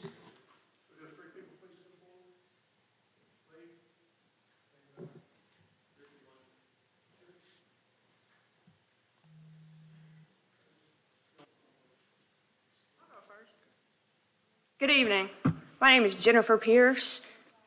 My house is right on lower lot 1 is proposed, and while I'm not enthusiastic about a new house or new subdivision back there, I understand that they own the property and they can develop how they want. I am worried about the safety issue with respect to connecting Old Oak to Pankey Avenue via Black Street, because that will create a direct access going down Pankey Avenue to Ives Street, right off of Highway 10, which will cause not only increased traffic in the Pankey area, but also in our neighborhood. I don't know if you've been down Old Oak lately, but there's no sidewalks, or there's minimal sidewalks. There's minimal street lighting at night. People walk down the streets all the time. They exercise. They push their kids in strollers. Kids are riding bikes. Increased traffic down Old Oak is not in anybody's best interest, not even the developer's best interest, because it'll increase traffic through their neighborhood. While I am opposed to the new development, if we could get a gate back there to block access to Pankey Avenue that's only open to emergency vehicles, I would withdraw any objections I have. Thank you.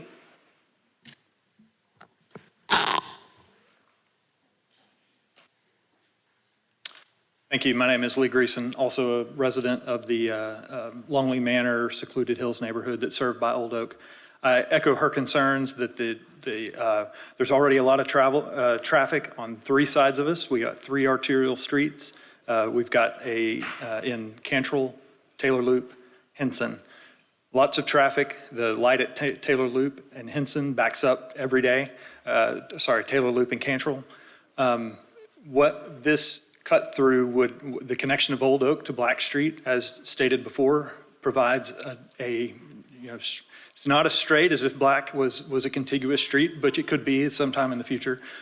But that connection is going to allow people to shortcut that light at Taylor Loop, and that's going to come through our neighborhood. So I understand the master street plan requires a connection there, but that master street plan, as a collector-sized street, is really going to be more of an arterial function in reality. And so, as it was also mentioned, the lack of contiguous sidewalks. The sidewalks switch sides of the street.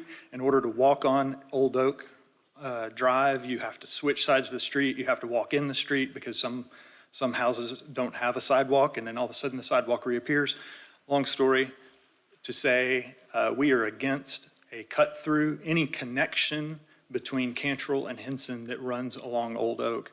But we are, at least me and others, are willing to support a development that limits access. And as was mentioned, a gate with a Knox box is a great solution that we feel like would allow the development to happen, minimize our through traffic into the neighborhood, and also allow city access to that backside of the neighborhood that they currently don't have.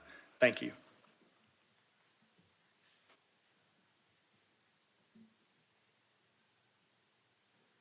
I'm Richard Thompson, pretty much a lifelong resident of Little Rock, and about 40-plus years in that area, around the Longleaf in Secluded Hills area. I want to thank you, Commissioners, ladies and gentlemen, for the opportunity to voice our concerns about the subject at hand. File S 1882-A is more than just another file on the agenda to us. It is our 24/7, 365 home to our families of all ages, who not only drive the streets, walk for exercise, therapy, and recreation, but also walk with our children and teach them to ride bikes safely. We walk our dogs, we cross streets to visit our friends. I strongly encourage you to visit the area in rush hours to verify the problems inherent in the through street application. The concerns you hear from my fellow neighbors in both Longleaf Manor and Secluded Hills and Pankey areas are out of very real concern for safety, Mr. Attorney, and for property and congregations and livelihoods in the area. The points made by other speakers here detail the reasons for those concerns. By the way, if you notice in today's paper, Little Rock is growing at an average of about 0.6% annually, as depicted in today's Arkansas Dem-Gazette on recent metropolitan growth. Little Rock grew 30,000 people in 30 years from 1990. Projections put that figure at between 40 to 50,000 over the next 25 to 30 years. Most of all that growth in homes and businesses will occur in the suburban west and south of Little Rock due to geographical limitations, north and east. With growth comes change. We understand that. We also know that growth challenges can be controlled by careful planning of the complex matrix of land and people's lives. City planners want an orderly growth plan, and while we agree with that, we also want our lives to be uncomplicated by the concerns aforementioned. I grew up in Little Rock with I-65 skirting our home on 8th Street and relocating due to construction. We moved to Rodney Parham, then Highway 10, guess what, intersection. Moved away for college and work, but returned to this area to live in the Walton Heights area, and then Pleasant Forest, and then on to Longtree Cove, where I live now for the last 4 decades. So I've seen homes displaced, traffic increase from 2 lanes to 4 lanes, and interstate interchanges that changed commutation routes in my neighborhoods. The coming changes with the RDOT plans for a divided highway on Highway 10 to the ranch area is certain to play into this plan. That just outlines my personal journey, but there are hundreds of other people's journeys here in this room and in the neighborhood to be considered. We welcome a well-planned, minimal disruptive change. We realize this deceivingly simple project could become a daily racetrack shortcut nightmare if not handled with great care. A through street is inevitable once the concerns we voiced today are acknowledged and worked into the plan for the safety of all residents. We're strong advocates that Old Oak or Grove be walled off or gated with a Knox box until further development of the area is considered. We trust you are responsible leaders and will protect us and our children from harm. Thank you. Thank you. Sonia Thorns, do you wish to speak? I have a card here. Okay, here she comes.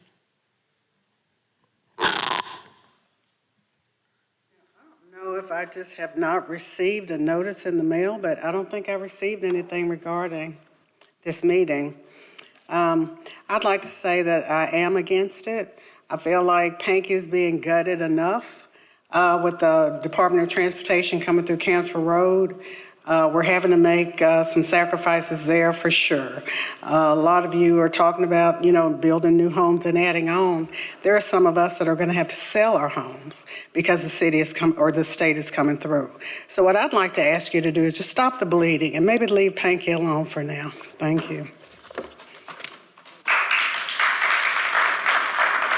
Nancy Robinson Lott.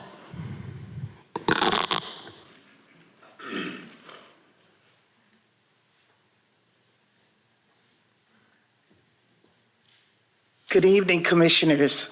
I'm Nancy Robinson Lott. I am a historian. I say I own Pankey because I fell in love with Mrs. Josephine Pankey and what she did for our community. Sir, your project I welcome your project. I think that's a great idea. We love growth, but not on our street, not Pankey Avenue, and not coming through Pankey. We need improvements, but we need Black Road repaired. The Little Rock, you all have ignored Black Road and that bridge for years. For years. We can't afford to put a bridge in. Like Old Oak, we have no sidewalks on Pankey Avenue. We have sidewalks on one side of the street of Ives. And the sidewalks we do have, you have to look very hard because the city's not taking care of them and they're all covered up and broken up. We walk in the street when we go to church. Our seniors walk in the street. Our families meet in the street and talk, just like on Old Oak. It's a community, and it's just not a good plan. So I stand in opposition to the plan to go through Pankey Avenue.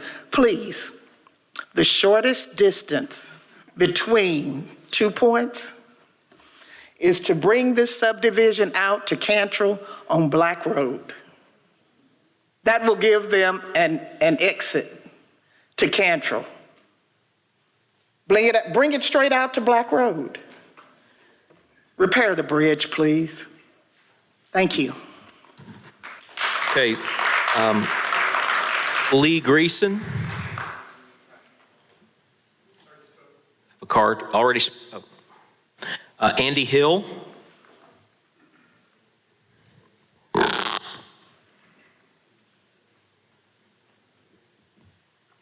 Good evening, Mr. Chairman and Commissioners. I'm a resident at 4501 Old Oak Drive, have been since Rector Phillips Morris developed Secluded Hills into a neighborhood.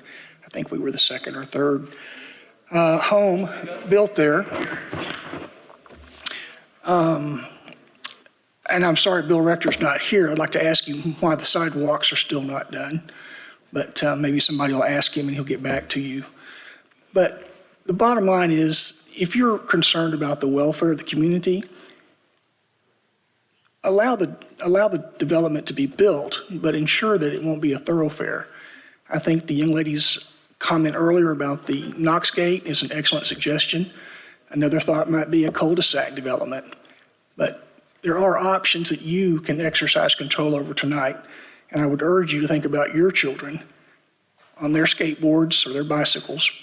And would you want the volume of traffic, which has been brought to your attention, which I can certainly offer my testimony as well, would you want your children exposed to that? Thank you. Jonathan Kazemi.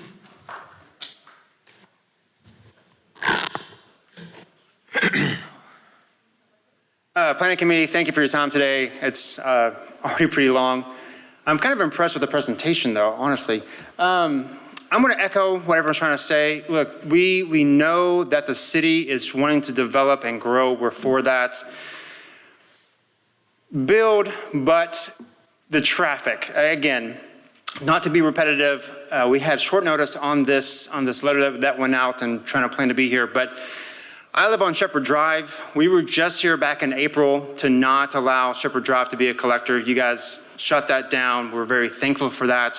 And Old Oak and Shepherd Drive do connect. So what we're fearful of, if this does connect and that traffic from Cantrell goes into Old Oak, within in a couple of years, you might come back to the board again about putting Shepherd as a collector to control that traffic. What we're trying to say is build the patio homes, do what you have to do, but keep that connection from Cantrell to Old Oak off via gates, knockbox, whatever you got to do, because I'm sure the stats won't show how many cars park on the side of the street, how many cars come through from Cantrell to Jerry to Shepherd to Old Oak to Hanson and all the way through. So consider what our neighbors are saying from Pankey to Old Oak. We are all supportive of the development, but just not allowing the through of traffic coming through to our neighborhoods. So thank you very much for your time today, and I appreciate you all. Thank you.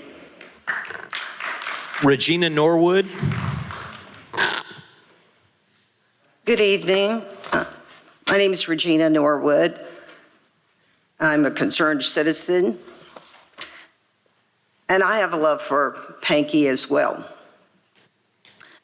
You know, I find it a little bit ironic that Arkansas calls itself the natural state, but so many times our state, local, and city governments, they do the unnatural. We want to put 14 houses on a postage stamp. Okay, you have the right to do that. But then you need a release valve for it. And the release valve is another historic community, Pankey community. And I listened to concerns about crime, safety, and that's everybody's concern. That's Pankey's concern as well. We heard concerns about traffic. That's Pankey's concern as well. So we're all on the same note as far as that song is concerned. No one wants a lot of through traffic because the residents in Pankey, they enjoy what your neighborhoods enjoy. Residents and neighbors being able to walk around, pedestrian type community. And when you say you're going to have 14 houses, two cars a house, Amazon back and forth, or whoever else comes in, and even if you had a gate, that traffic's coming from somewhere, going somewhere. I'm not opposed to 14 houses on a postage stamp if that's what you want to do. But I do take issue with Pankey serving as a release valve for the excess traffic. It's not good for Pankey, and we've already heard it's not good for the other neighborhood as well. Thank you. Is anyone keeping time? Yes. You are. How much time do we have left for the opposition? Currently, they use 15 minutes and 42 seconds. Okay. Andy Hill. I just spoke. Oh, you just spoke. Okay, sorry. Brenda Henson.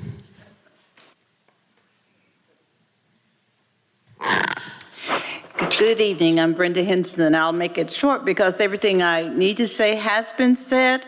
I just want to make a note, an observation. When the city consumed the Pankey area, they refused to even pave Black Street. You know how long ago the city annexed that part? Well, you refused to even pave Black Street because it only served a community that was not important to the city, except as acquiring it for future development. Of course, the persons in Pankey were not a part of the plan. And so now you have a proposal here that not only affects Black Street, but you refuse to pave it and open it up to Cantrell, which is where the traffic should be going, not through Pankey residential area. And last card, Wally Hall.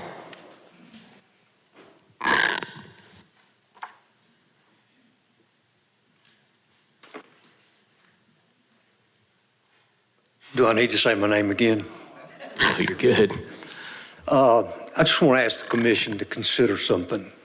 In your deliberations, for more than 50 years, Walton Heights has survived, hundreds of homes have survived with one road in and one road out. And you're being asked to give 7 duplexes 2 ways to get in and out. I don't get it. Okay, that's all the cards that I had in opposition, so we'll let the applicant come back up.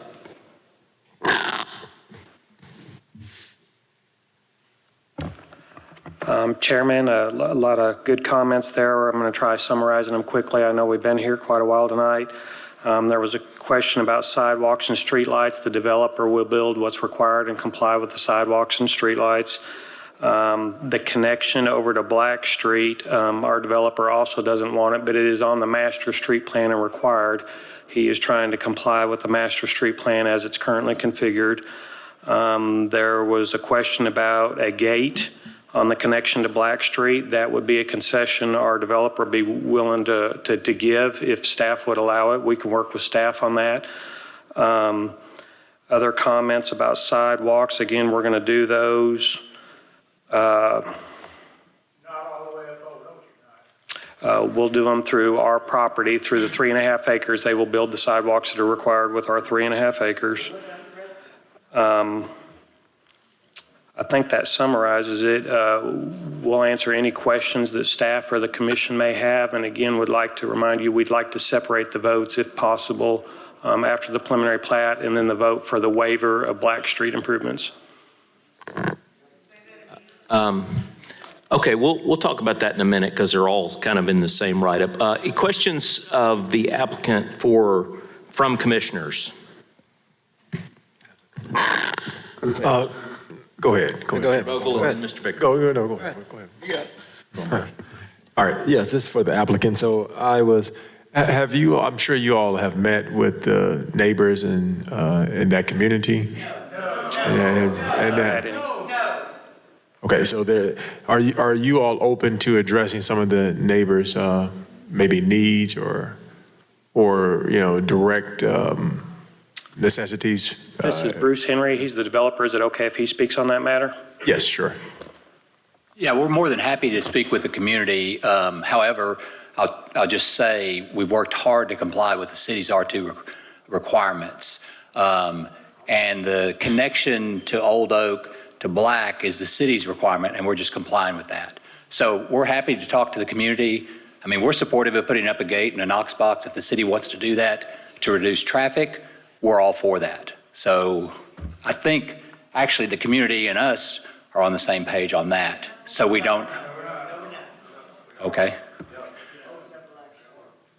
Yeah, and the waiver on Black Street, to be clear, is the south portion where there's if the collector would go Old Oak north to Black Street over the bridge, which is out to Highway 10. That's the master street plan. Is that helpful? Yeah, well, that answers my question. Thank you. Are there some drainage issues that have to be addressed in this area? On this property specifically? Any drainage issues that'll force water downstream towards the Pankey Avenue? We'll be complying with all the city Little Rock requirements and state requirements. We'll be providing detention. We'll be piping it through and doing a detention facility right next to CAW's water line. They have a big berm built there, and we'll be using that berm as part of our detention facility to restrict the flow back down to pre-development conditions. Okay, this question's for staff. I think one of the speakers mentioned it. It seems a little like deja vu. We're coming back addressing this same item a little bit. Is that fair, or is that an unfair ask of staff to re-enlighten me as to what was previously voted on?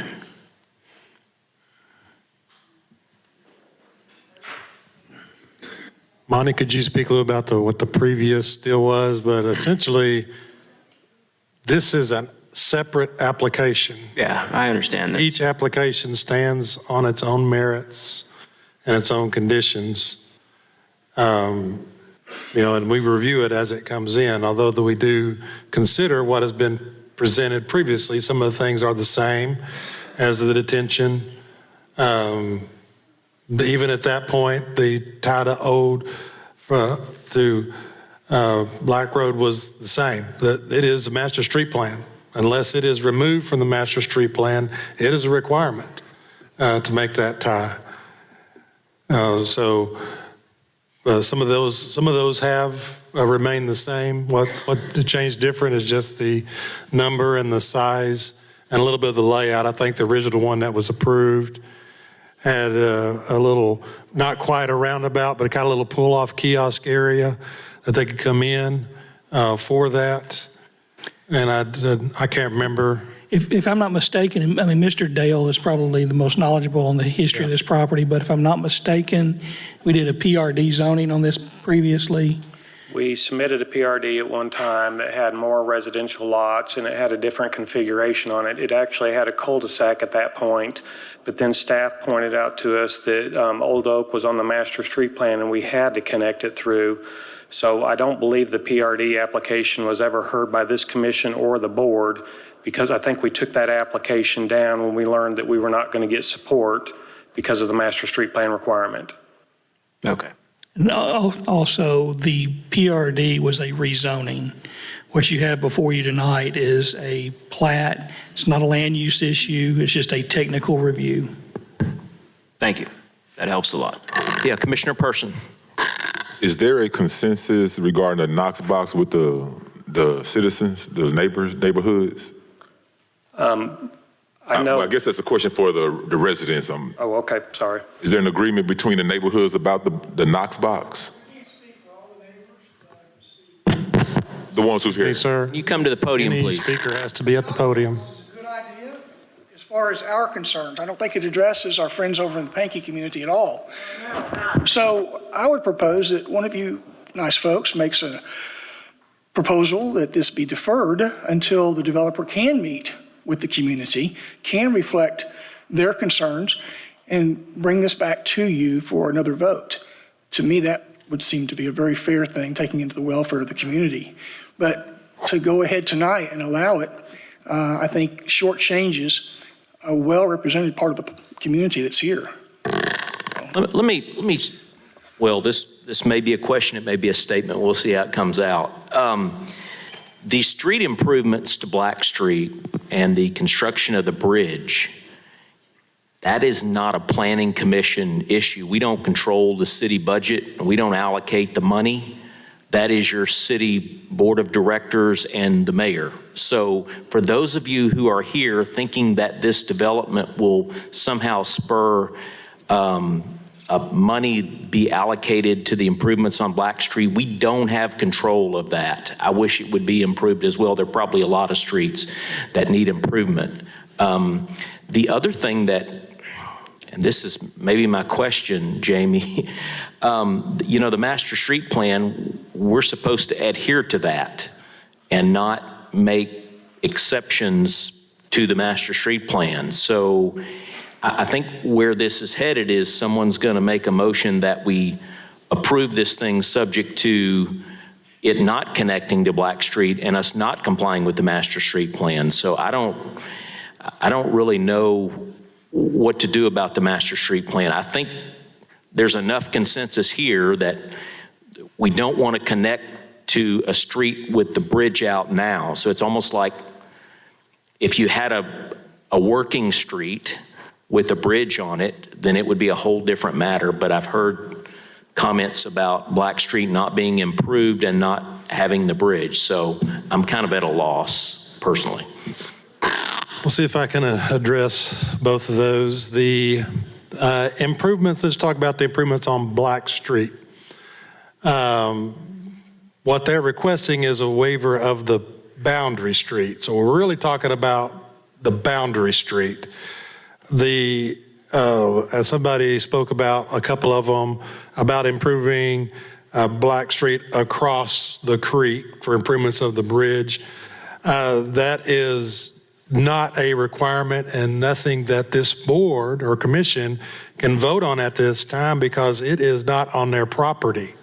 The boundary street requires improvements of the adjacent roadway to master street plan standards through their property. We cannot make a developer go off-site of their property, improve roadways that are not on their property. So that crossing of Black Street is not before this commission at this time and cannot be considered. Although we do understand the concern, and that concern has been raised to our public works departments. I'm sure it's been raised to the ward directors over time, and that is a city improvement either through a sales tax or bond issue that needs to be addressed, and something that this commission cannot address. but the commission can address the boundary street.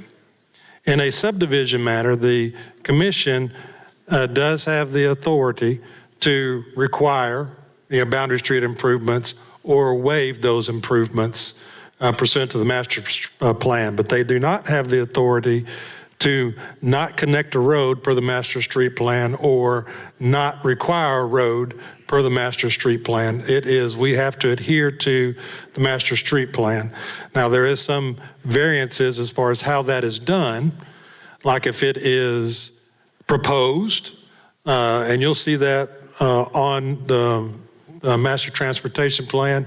You look at lines that are solid in a certain color. Yellow is the designation for, or more closer to burnt yellow, is a designation for a collector street. So if it's solid, that's something that is in place, the alignment is there. When it is dashed, it is proposed. In a proposed collector, it still has to be, adhered to, but you can grant variances, waivers for that, but the alignment or how that is done can be changed. It doesn't have to fall directly on that alignment. It's proposed. This one, as it gets closer ties to two existing roads, that kind of more locks it into that location rather than one that may be crossing 40, 50, 60 acres. And that alignment can vary by design or topography, but the general intent needs to remain the same. The commission cannot say, we're not going to make that tie. That is a recommendation through a study to amend the master street plan as, and it has to be a separate item and go to the commission for review and approval and then forward it to the board for recommendation and adoption. So does that explain the two separate entities we're talking about? It does. Part of what I wanted to do is get clear on the folks who are thinking that improvements to Black Street all the way up to Cantrell and fixing the bridge is on our plate. That's not on our plate. That is not on our plate. We can talk specifically about the street improvements that the developer is supposed to do. And if I may, I'll talk a little bit about the requested by the opposition, the gate and the Knox box. That is not a condition on our master street plans. That is not a condition in our boundary street. That is not a condition in any subdivision. That is not a requirement that the city has asked of them to do that. Collectors are ones that we do not put those places on because they are used for specifically that, for access. And I can speak a little bit about emergency access. Some people talked about safety. That is also a concern. But when the city come in and done the master street plan, adopted by the Planning Commission, forwarded to the board for adoption in the ordinance. They were put on there for that reason, for not just taking smaller streets like the residential, they have to tie into a larger street. That's the collector. And then the collectors take the traffic and tie into a larger street. That's the arterial. And so Old Oak has been designated as a collector for decades. That's why originally it was stubbed out, even when this subdivision that everybody here is speaking against was built. I can't speak for, I think Pankey was actually there before this one was for that one. So, and we do understand the concerns that they have raised. But my last point I want to make is because of that emergency, we do look at emergency access on how a subdivision is done. And the commission has seen come before them subdivision that looks more like a lot and block scenario that has multiple connections. You've also seen subdivisions come before this commission that are more cul-de-sac related, where there are cul-de-sac dead ends and access is limited to either arterials or collectors. The point I want to make is in the emergency access, more access to homes are better than limited access. And a good point I want to raise from even from an individual that was minorly affected by the tornado, and I want to emphasize that minorly. I was at the right there at Kirby Road where the tornado touched down and went through. But they also, right above me, it started getting harder and harder devastation.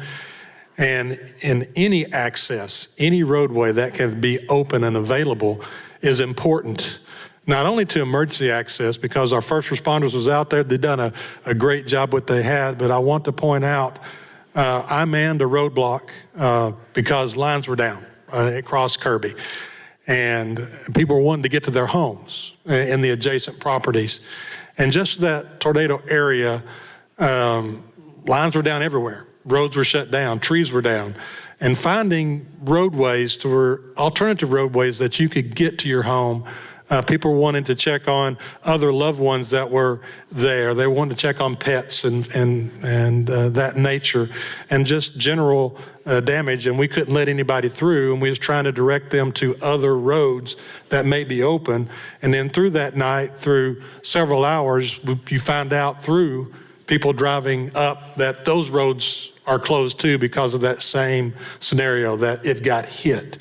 And so staff did not recommend to the developer or supported a gate and Knox box for that reason. It's not just what I understand the individuals that spoke against what they are seeing as life safety, but we see that, but we also see what can happen in emergency situations and how does our emergency services, along with other individuals that may want to get to their property, that may need to get into this area, and limiting access is of great concern for staff. Okay, any other questions or comments from commissioners? Question. Yeah. Well, I have one, Mr. Chairman.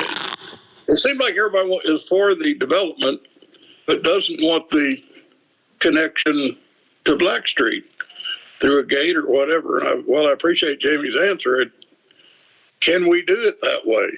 Or is it we take it as proposed or reject it as proposed? Commissioner Latour, this is Sean. Yes, sir. I think the best answer for that is you're making a recommendation to the board of directors. And so the recommendation could be remand for something. If I may, Mr. Overton, this is a plat. The preliminary plat. It's a preliminary plat. But with the variance. It is zoned properly. Only variances can go to the board of directors upon appeal. Right. The gate and the only variance requested is the boundary street. I understand, but I'm not going to turn this into a Richardson case, and we're not going to have this argument. I'm answering Commissioner Latour's question. And I think, Commissioner, because I understand what you're struggling with, is this. I think separating the variance from the preliminary plat could be a Richardson. Is that where you're going? No, we vote on a separate because they requested the variance, and that way the variance itself is that's what has to go back before the board. The board acts on the variance, not the plat. So if the plat is approved, right, in whole, say it was together and they took one vote for both of them, and the commission approved the variance, but somebody in opposition, since that variance was a boundary street improvement, wanted to appeal that variance to the board, they could. And if the board supported that variance and said no, we're going to deny that variance, then the plat still is standing, but they have to improve the roadway now. Then it would be up to the chair to decide if you want this to be heard before the board with recommendations. You don't split out the application.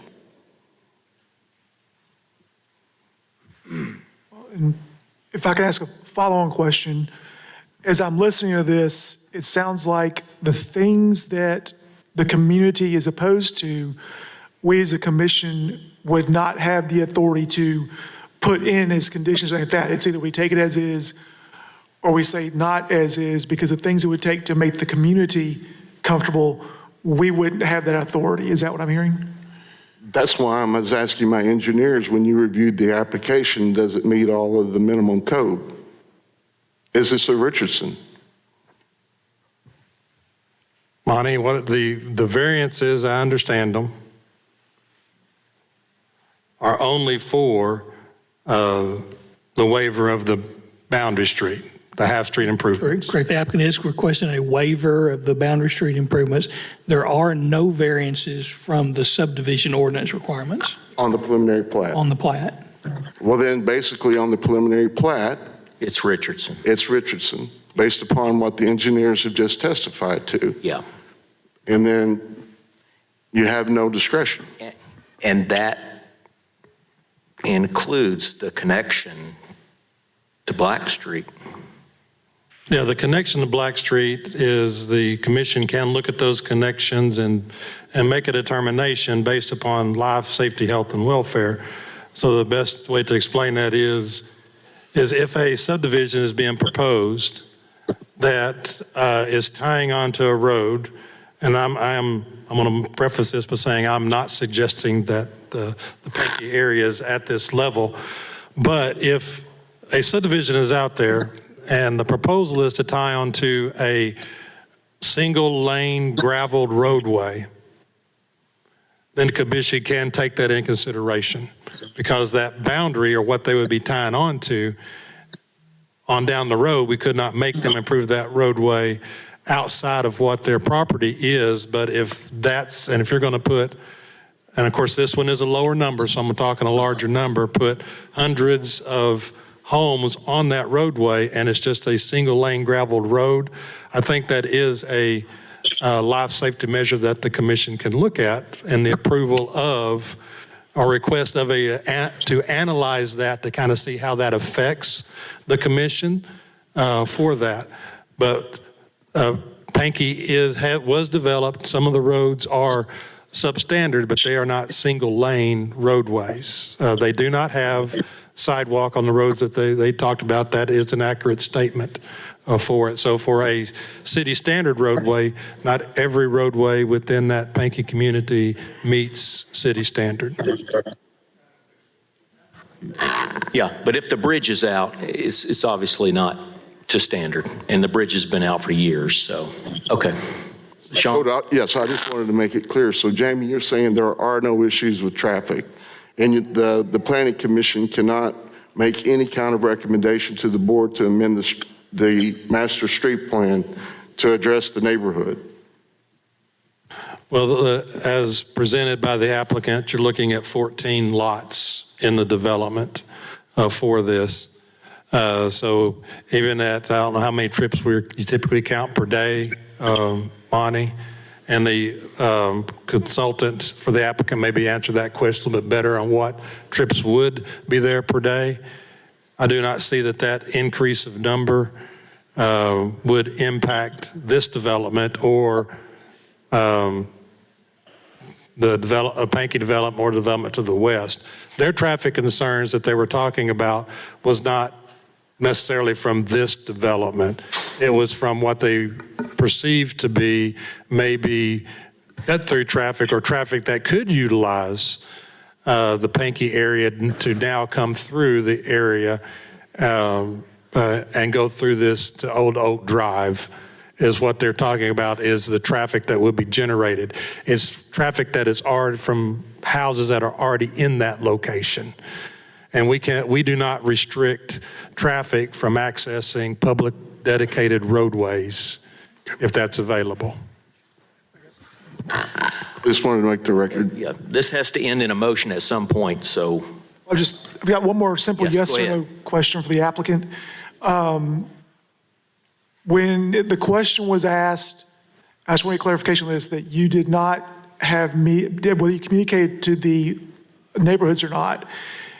So I'm gathering from that there have been no meetings with the neighborhoods, there have been no effort to discuss those by the folks over in Old Oak or Pankey, no public discussions. Is that accurate? That's accurate. There haven't been any. Okay. Yeah, and quite honestly, the concerns that I've heard from the community are all about the connector, which we have no capacity as a developer to impact or change whatsoever. Yeah, I don't see where, I see what you're getting at. It just seems like he just said, this is about the connection.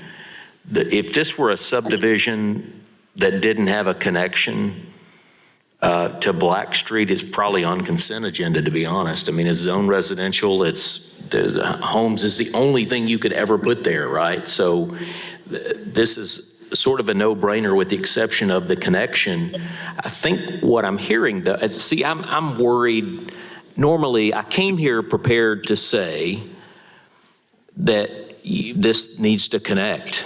But as I'm hearing the condition of Black Street and the health, safety, and welfare issue, I don't want people on a street without a bridge.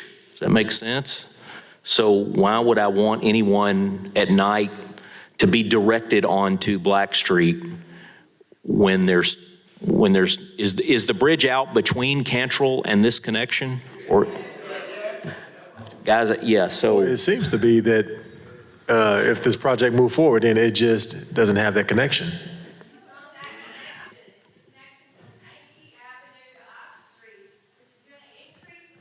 yeah, it will. It will. And I'm not concerned about that part in and of itself. I'm concerned about the street that is dangerous. Well, Black Street, yeah. Sheriff, if I may, Black Street Bridge is not there, but there are other connections that go to Cantrell that is in the Pankey neighborhood. So the first connection to the east is Josephine Street. I can't remember if Park Street is the next. It's the street that comes off. Yeah, but there's, Ives is the next. So there's multiple connections from the Pankey area that goes back up to Highway 10. Mr. Chairman, one more. Two is multiple, please. So so consideration of Black, I understand that. I just want to make a point that there are other connections from this area that goes to Cantrell. Yeah, right. But you can't. Yeah, come back up, ma'am. If you've got something to say, come back up and say it, and then we'll get to a motion here pretty soon. We don't know what to do at this point because there's a master street plan we have to follow. Sir, take your mask off. Yes. Thank you. Y'all, we have a mess. RDOT has shut Pankey down. Now, you haven't heard the rest of that story, okay? Because that's another fight that we have. But RDOT is placing, what do you call it, a straight medium? The concrete So medium. if you're in Pankey and you live on the north side, you can only turn to go down to Kroger's. Turn to the right. If you're on the south side, you can only turn and go toward town. RDOT is shutting Pankey down. So now you're talking about exits to Pankey, to Cantrell. Now, we don't know about Black, because Black is really not, that's the border of Pankey. But I will tell you that they said they're going to do some kind of turnaround where you have to go down to Taylor Loop or Sam Peck or Kroger's or someplace, turn around and come back to go to town. So when you start looking at those exits, we're only going to be right now.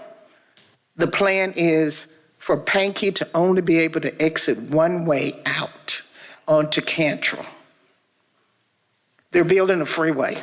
Yeah, this is the Little Rock Planning Commission, not the State Highway Department. I know, but I'm can't do anything about saying that you got either. the connection though. You're connecting it. Thank you. Okay, so still don't really know. I'm at a loss as to what to do unless somebody has a motion they want to make. Mr. Chairman, is question for the lawyer is this a Richardson deal? Yes. Richardson case. Oh, I haven't reviewed the preliminary plat, and then based upon what Jamie said, I believe it is, but then you have the community here discussing serious public safety, health, and welfare issues.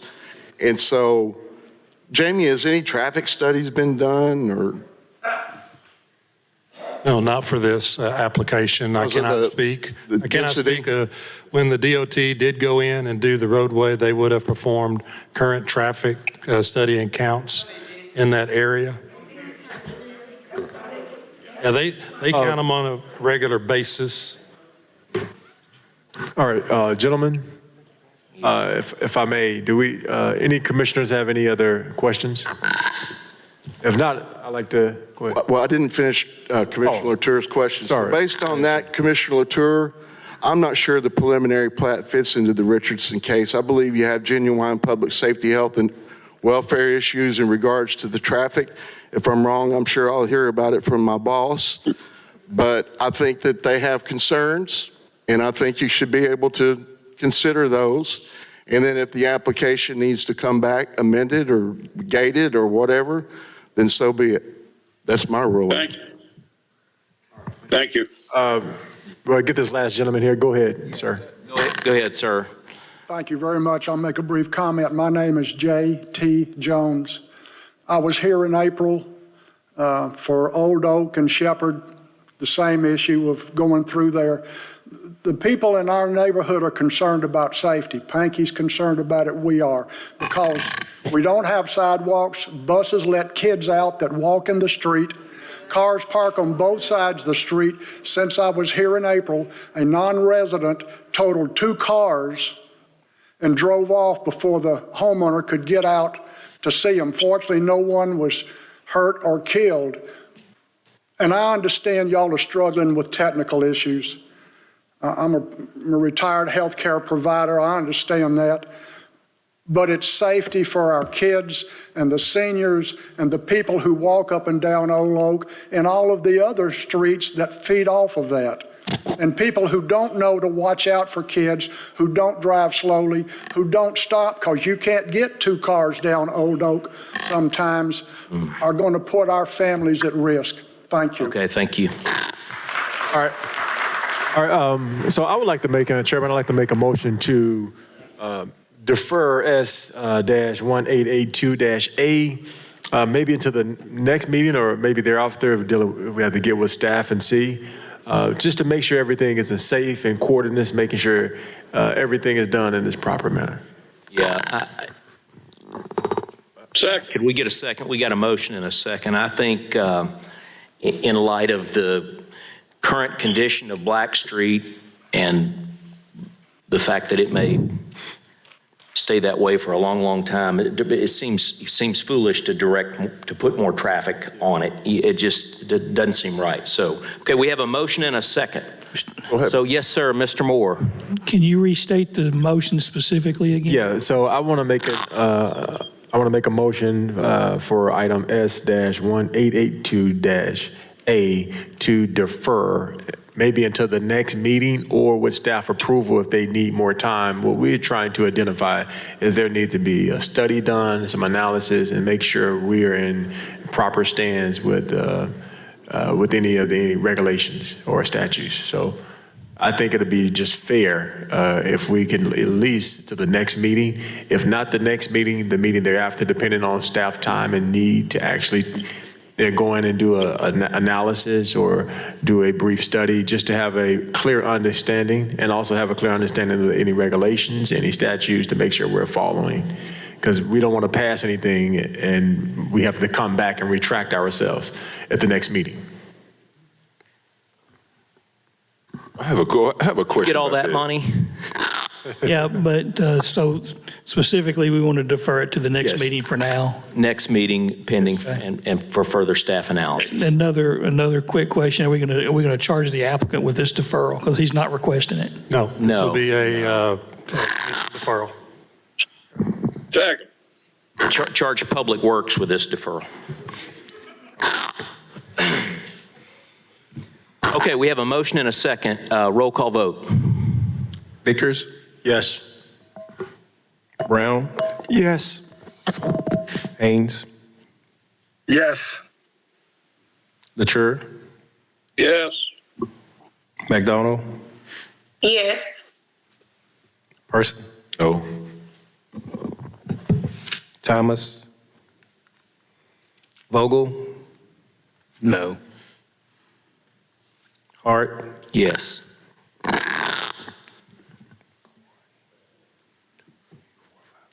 I have 6 votes for yes.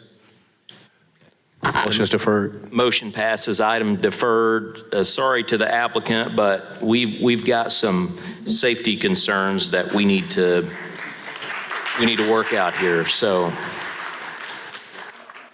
okay, next item on the agenda is item A, Socios LLC short-term rental. We'll let the room clear and then we'll have a reading for that one. Oh, we're 20% through, or third through.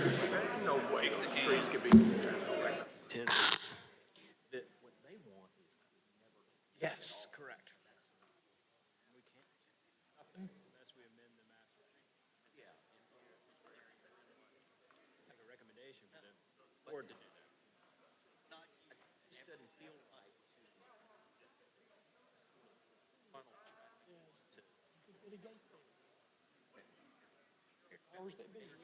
Correctly, you're correct. The first time that somebody. Whatever that is. Short and bad. Hold up. There's nothing else to talk about. They're going to go straight to Canton, a road that doesn't have a bridge. You're going to have a major problem. All it is one person at a time.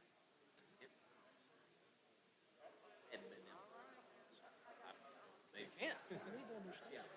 If there is a gate, it's only temporary. It's not gonna be there forever.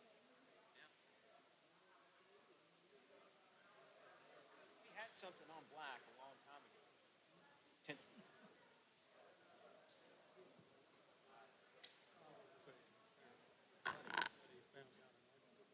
Okay, if those who are here for the previous item will clear the room, y'all can clear the room, we'll go ahead and have the reading for the next item on the agenda, item A.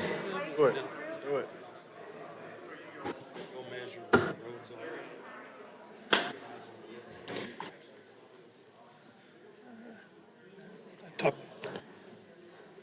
Go ahead, Monty, they'll leave. Ladies and gentlemen, if you're still here for item number 2S-1882-A, The Grove at Old Oak, you may now depart or sit down and listen to item number 3. Thank you. Mr. Chair, before I go into the staff report, can we check to see if the applicant is here? Yes, Item A. is the applicant for item A, the Socios short-term rental, here? If you are here, please raise your hand, let us know. If you are not, this will get an automatic deferral. Seeing no applicant. That would be Did you Mr. suspect the Berryhill, Russ Berryhill, or someone representing Russ Berryhill present? Huh, okay. You must have had a hunch that we didn't have a applicant. Okay. All right, next item on the agenda is the Carter Lane Improvement District, item 10. Mr. Chair, before we move, Yeah, this item has been deferred twice already. We're only allowed 2 deferrals.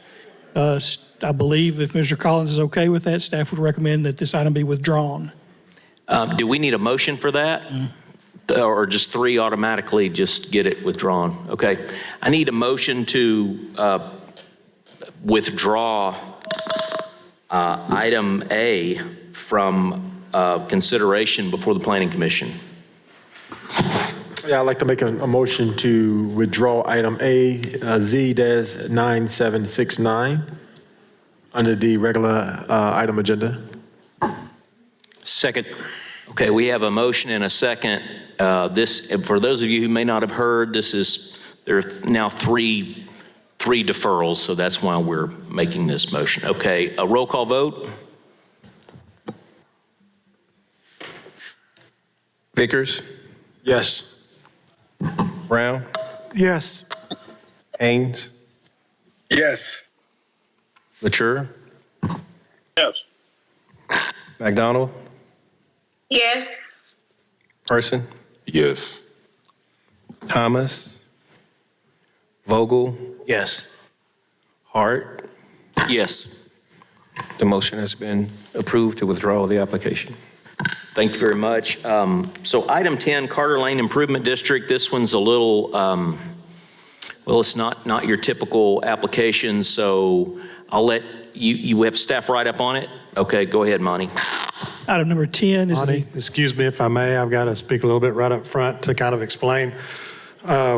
This item is coming before the commission at the direction of the Board of Directors at Herndon Improvement District. And so there is really three things as far as an improvement district is concerned that the Planning Commission needs to consider for the improvement district. And number one is, will it harmonize with any city community facilities for that? And two is if it will have an adverse impact, i.e., will it diminish vehicular traffic? And three, if it will have an adverse impact, i.e., diminish pedestrian traffic. So those are the three things that this commission needs to consider for their vote and their recommendation to the board. An improvement district is a thing that only the Board of Directors may approve, so this is solely a recommendation. So it will go to the board whether it is a recommendation of approval or recommendation of denial. But those are the only three items that this commission may take into consideration. Monty? Okay, item 10 is the Carter Lane Improvement District located 4109 Carter Lane. The applicant proposes to establish and lay off City of Little Rock property owners multipurpose improvement district number 2023-003 of Little Rock, Arkansas, Carter Lane Improvement District as a funding mechanism for construction of infrastructure as required for the development of the approved Carter Lane subdivision, Carter Lane Estate subdivision. One of the Little Rock Planning Commission duties is to direct preparation of plans and studies as needed for the development of the city. They can undertake suitable studies related to the plans to be prepared. The three main plans that are described in state code are the land use plan, community facilities plan, and the master street plan. The commission may prepare and adopt such other plans as are significant to the health, safety, and general welfare of the municipality and its environs. The commission also recommends for adoption and administer regulations for control of the development of land. The development of land includes but is not limited to provisions of access to lots and parcels, extension or provision of utilities, subdividing of land into lots and blocks, parceling of land resulting in the need for access and utilities. These regulations may set minimum requirements as to the information to be included on the plat filed for record, design and layout of subdivision, including standards for lots and blocks, street rights-of-way, street and utility grades, consideration of school district boundaries, and other similar items. Standards for improvements to be installed by the developer at his or her own expense, such as street grading, paving, curbs, gutters, sidewalks, water, storm sewer mains, street lighting, and other amenities. On June 20th, 2023, the mayor had set a public hearing to be held before the Little Rock Board of Directors for consideration of the petition for the Carter Lane Improvement District as filed with City Clerk. The Little Rock Board of Directors remanded the petition to the Planning Commission to consider the improvement district pertaining to the public health, safety, and welfare. Multipurpose Improvement District number 2023-003 is proposed for the purposes of purchasing, accepting as a gift, A, constructing waterworks, sewers, treatment facilities, recreational facilities, and systems for gas pipelines, and B, grading, drainage, paving, curbing, and gutter, street and lane sidewalks, and maintaining the infrastructure and improvements within the district, together with the facilities related to any foregoing or for more than one of these purposes, whether within or outside the boundaries for the proposed district. doing all things now and hereafter permitted under applicable law, including limitation Arkansas Code 1494-110 to be done and performed by municipal property owners improvement districts. The purposes are to be accomplished in a manner and with the materials that the commissioners for the district shall deem in the best interest of the district and as specified by law. The district will construct and fully licensed and permitted sewer plant within the boundaries of the district to serve property owners within the district and will operate and maintain the system unless and until it is acquired by a municipality utility. The cost of the project of the district shall be assessed upon the real property of the district according to the benefits received. The improvements proposed for the Carter Lane Estates subdivision, the preliminary plat S 1897, Carter Lane Estates subdivision was approved by the Planning Commission June 24, 2021. There are multiple persons present in opposition to the subdivision. There were multiple persons present in opposition to the subdivision. The application was approved by a vote of 8 yes, 2 noes, and 1 open position. Development plans were approved February 3rd, 2023, and a grading permit was issued February 7th, 2023. Approval of the preliminary plat, development plan, and grading permit met minimum code standards as set by the City of Little Rock. The codes as adopted set minimum standards which protect public health, safety, and welfare. Okay, that's it? Yeah. All right, so the applicant, I have one card in support, which I assume may be the applicant, Bob Harden. I can make my way up here without hurting anybody. I'm an attorney. I represent the applicant. If there is an application, this is the most unusual situation. I don't think this body has jurisdiction over improvement districts, and it is making, I guess, a recommendation from what I understood. I have asked the city attorney if there was anything regarding an application or a filing made with this board, this commission, and I understand there was not. So the only thing I have in front of me is this write-up. And there was no notice given to the applicant other than being present at the city board meeting, okay? So there's been no notice. I don't really understand this, but of course, this commission can take whatever action it's intending to do. But in terms of representing an applicant, I represent the party that made a petition to the city board. And I'm unsure of how it got here. I will make a couple of corrections, though, at least one. There is a statement made in this write-up on the last page. It says the district will construct a fully licensed and permitted sewer plant within the boundaries of the district to serve property owners in the district and will operate and maintain the system unless and until it is acquired by a municipal utility. I don't know where that came from.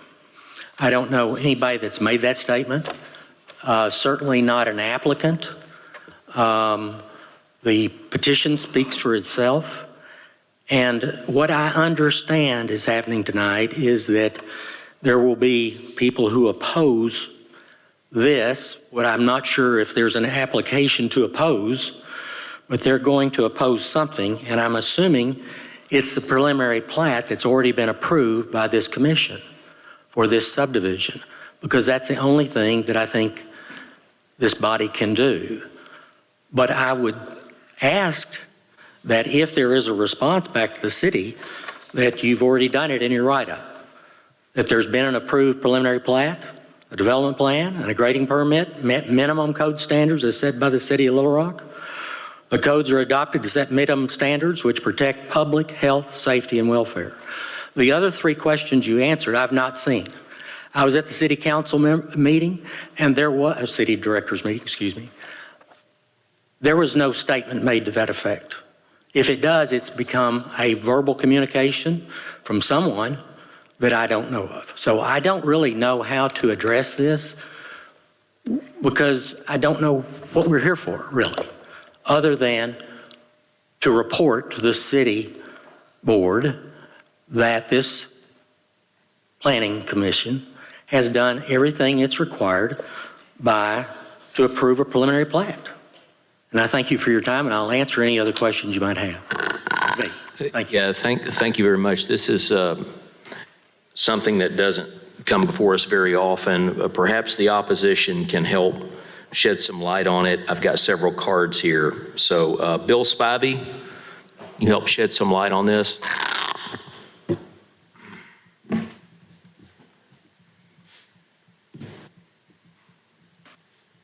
Mr. Chairman, I think you give me far too much credit. Mr. Chairman, members of the commission, Mr. Collins, planning staff, Mr. Overton.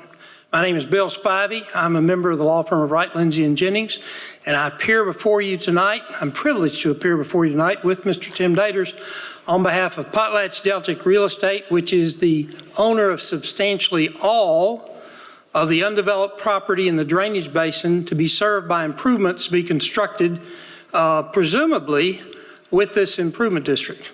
Now, let me just say at the outset that I don't have a problem with improvement districts. I've been in front of the city board many, many times on behalf of PotlatchDeltic Real Estate and Deltic Timber Corporation before it, seeking the formation of such districts. If properly created, empowered, and utilized, they can be a very important development tool. I don't have any problem with them. Let me also say I've known Mr. Hardin for over 50 years. And a lot of what he just said, I completely agree with. Improvement districts are within the purview of the city board. And this is kind of a unique situation. I was not at the board meeting, so I don't know what was said. I don't know who said what to whom. And I didn't fully understand everything Mr. Collins said, but like most good lawyers, if you don't understand it, you rephrase it the way you do. So to me, what you've been asked to do as a commission is to look carefully at whether the formation of this improvement district would be more likely or likely to create significant life, health, and safety issues, one of which is traffic, through its creation. And Mr. Hardin's already addressed one of these, which was of significant concern to my client, and that is empowering a property owner's improvement district to create a private sewer plant. First of all, I'm going to tell you something. We got thousands of houses out in Chenal Valley. Virtually every neighborhood out there was created with an improvement district. We don't have any private treatment plants in thousands of acres out there. Don't need them. Why would you empower an improvement district to create a private plant, even if it's subject to getting approval later, when you have an excellent wastewater system? You don't. It's bad policy. So I appreciate Mr. Hardin's clarification. I have discussed this with the city attorney. I think it's principally a legal issue, and I would simply respectfully ask Mr. Overton and Mr. Carpenter to thoroughly review the ordinance and to eliminate any enabling language which would permit the creation, because I think it's bad policy. Now, what the heck does that got to do with life, health, and safety? Private sewer plants, if not properly maintained, overflow. They create traffic issues. If they flood the street, they do. That's issue one. Second issue, it is our client's opinion, based upon the opinion of its consulting engineers, to whom I will defer momentarily, that the improvements in this subdivision, and this is a planning issue, so bear with me. I didn't come here to argue about the preliminary plat. Life, health, and safety, traffic, that's what we're going to get to. What's going to happen, we think, is because these improvements are either under-designed, under-built, there will come a day, 5 years, 10 years, I don't know when PotlatchDeltic proceeds with the development of its property, which, as I said earlier, is substantially all of the drainage basin served by this improvement district. And when these improvements can't handle the flow, that street's going to flood. Have an effect on traffic? I think it does. Life, health, and safety? Yeah, it does. So whatever was said at the board meeting, it's not that I don't care. I agree with Mr. Hardin. It's I've never been in a position of being asked to come before this body, and I've been here my share of times over the last 40 years, and argue that creation of my improvement district won't create significant life, health, and safety issues. In this case, I think it will. Now, I'm going to defer to, and let me just say that our recommendation would be, whatever it is you've been asked to do, that you vote to say that the implementation of this improvement district in conjunction with whatever's been approved in the preliminary plat, and I'll defer to Mr. Collins, who can tell you what's actually been built and what his own projections are, because the engineers for this development were directed to contact the engineers for PotlatchDeltic and discuss with them issues involving the full development of the drainage basin, flows, the time for concentration, and they didn't do it. Consequently, we have significant issues because if that day comes when this street floods, we don't want people looking at us and saying, well, y'all caused all this. No, we didn't. This is the opportunity to do something about it. If creation of this improvement district exacerbates, if not creates, life, health, and safety issues, then my understanding is you're being asked to tell the board that. I would simply ask you to take that in consideration and, based upon what Mr. Dater's going to tell you, conclude that this improvement district in this context, and I'm not opposed to improvement districts, and I wouldn't be opposed to an improvement district if in this context I didn't think it was a bad idea, is not a good thing to do. Thank you. Tim? Tim Daters.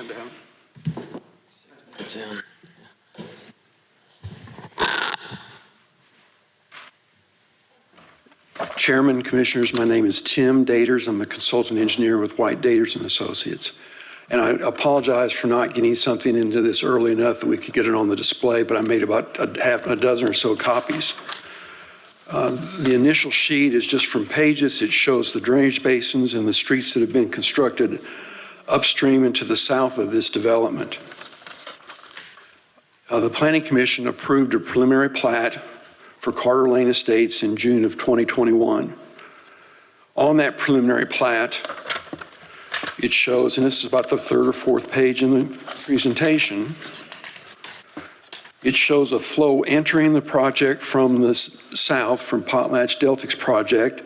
It shows a 100-year flood of 1,120 CFS, 1,120 CFS. This was prepared by Holloway Engineering, the applicant's, the developer's engineer. We've been using flow rates slightly above that, 1,250 CFS, on the subdivisions that we constructed at Fallstone and Abington Court. We built those structures in the last 2 years. Abington Court has got a drainage area of approximately 100 square feet to convey this flow. The one at Fallstone upstream has got a slightly less area, but a much taller and longer culvert. It's a single span culvert.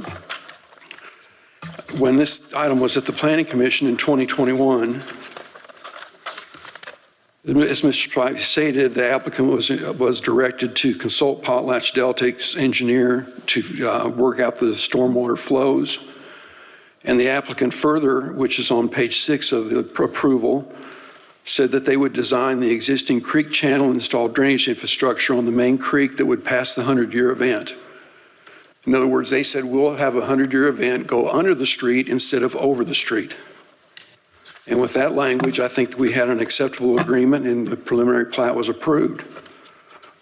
In January, February of 2023, the preliminary plat was revised and the upstream flows were reduced, or the flows flowing in were reduced from 1,120 CFS to 613 CFS.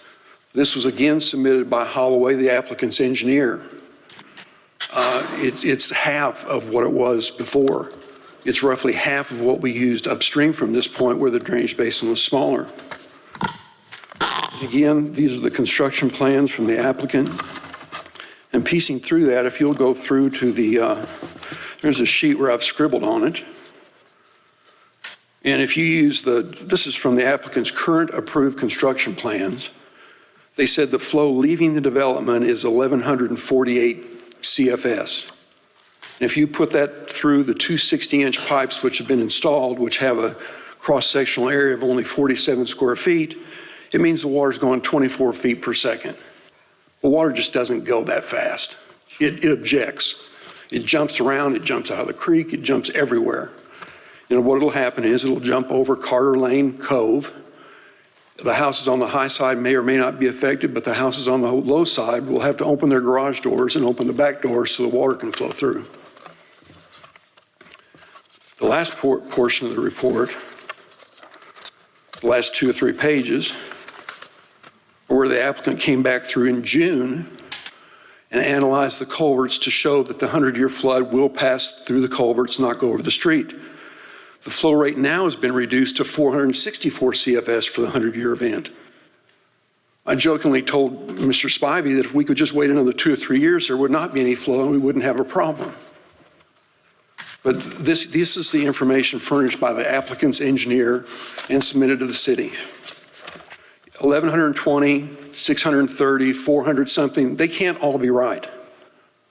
And I'm just concerned that we've got some drainage structures in place, that as PotlatchDeltic continues to develop their property, newly constructed homes will flood, and they'll be at the city, and they'll be at PotlatchDeltic residents who have purchased those homes complaining because the existing and proposed upstream development is causing the flooding. When in reality that development's in place, and what's causing the flooding is the undersized structures that are being constructed now through funding of improvement district. I'd be happy to answer any questions. Thank you. Ms. Spivey, I know you're coming back up, but in addition to Potlatch, we've got a couple of other people who are going to object to this. I'm simply going to thank you for the opportunity and tell you that, as Tim just did, we're happy to answer any questions you may have. Thank you. Michael Keck.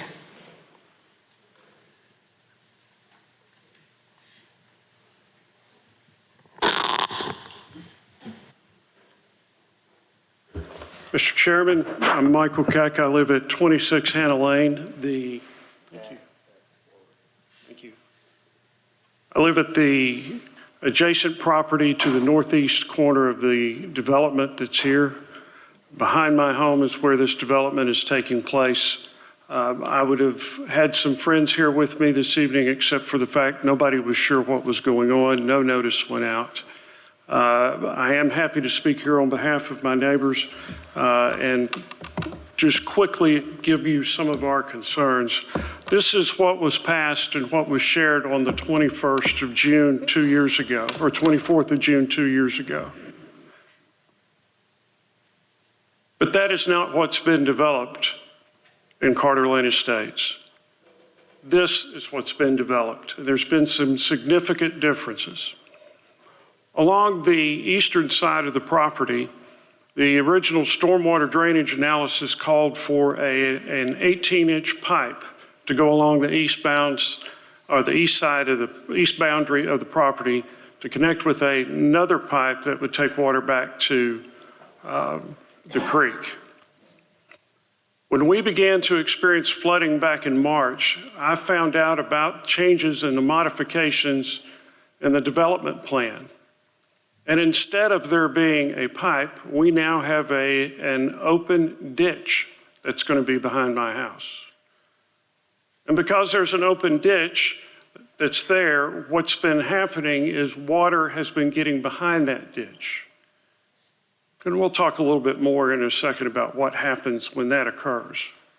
Again, that's one of the primary changes, pipe to a ditch.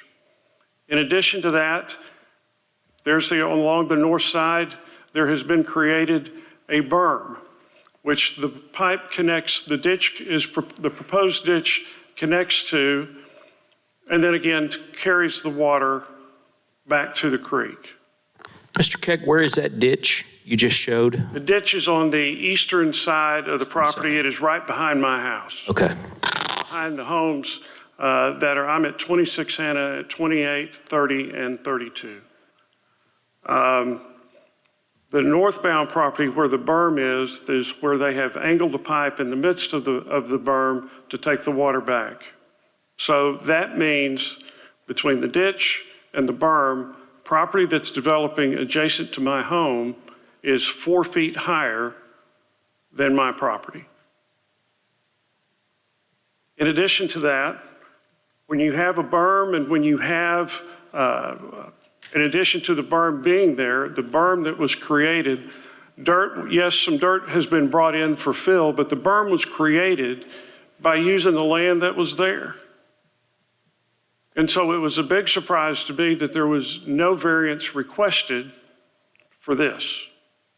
So we've got a ditch that wasn't expected. We've got a berm that wasn't expected. And if you'll notice, there's, excuse me, I punched the wrong button there. Let me go this way. My apologies. But there's something that's being developed that wasn't even on the plan. And that's a hill cut.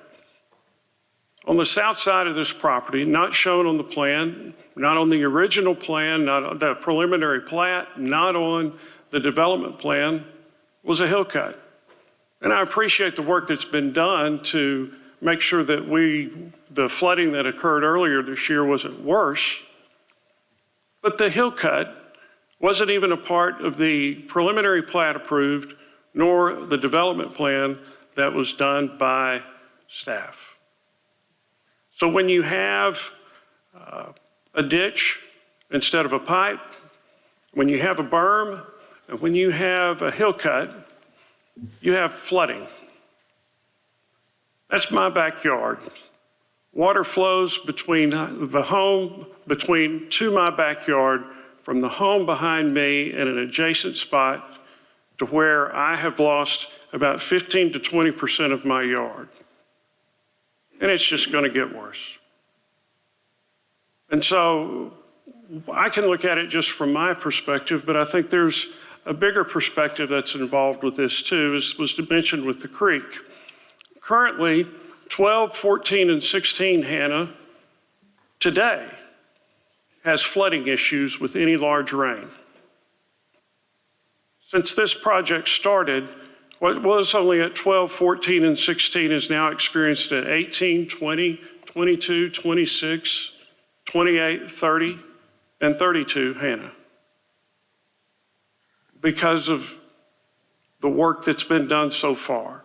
The topography has been changed, and it has created a stream of water that has in the past affected 3 homes that now affects all.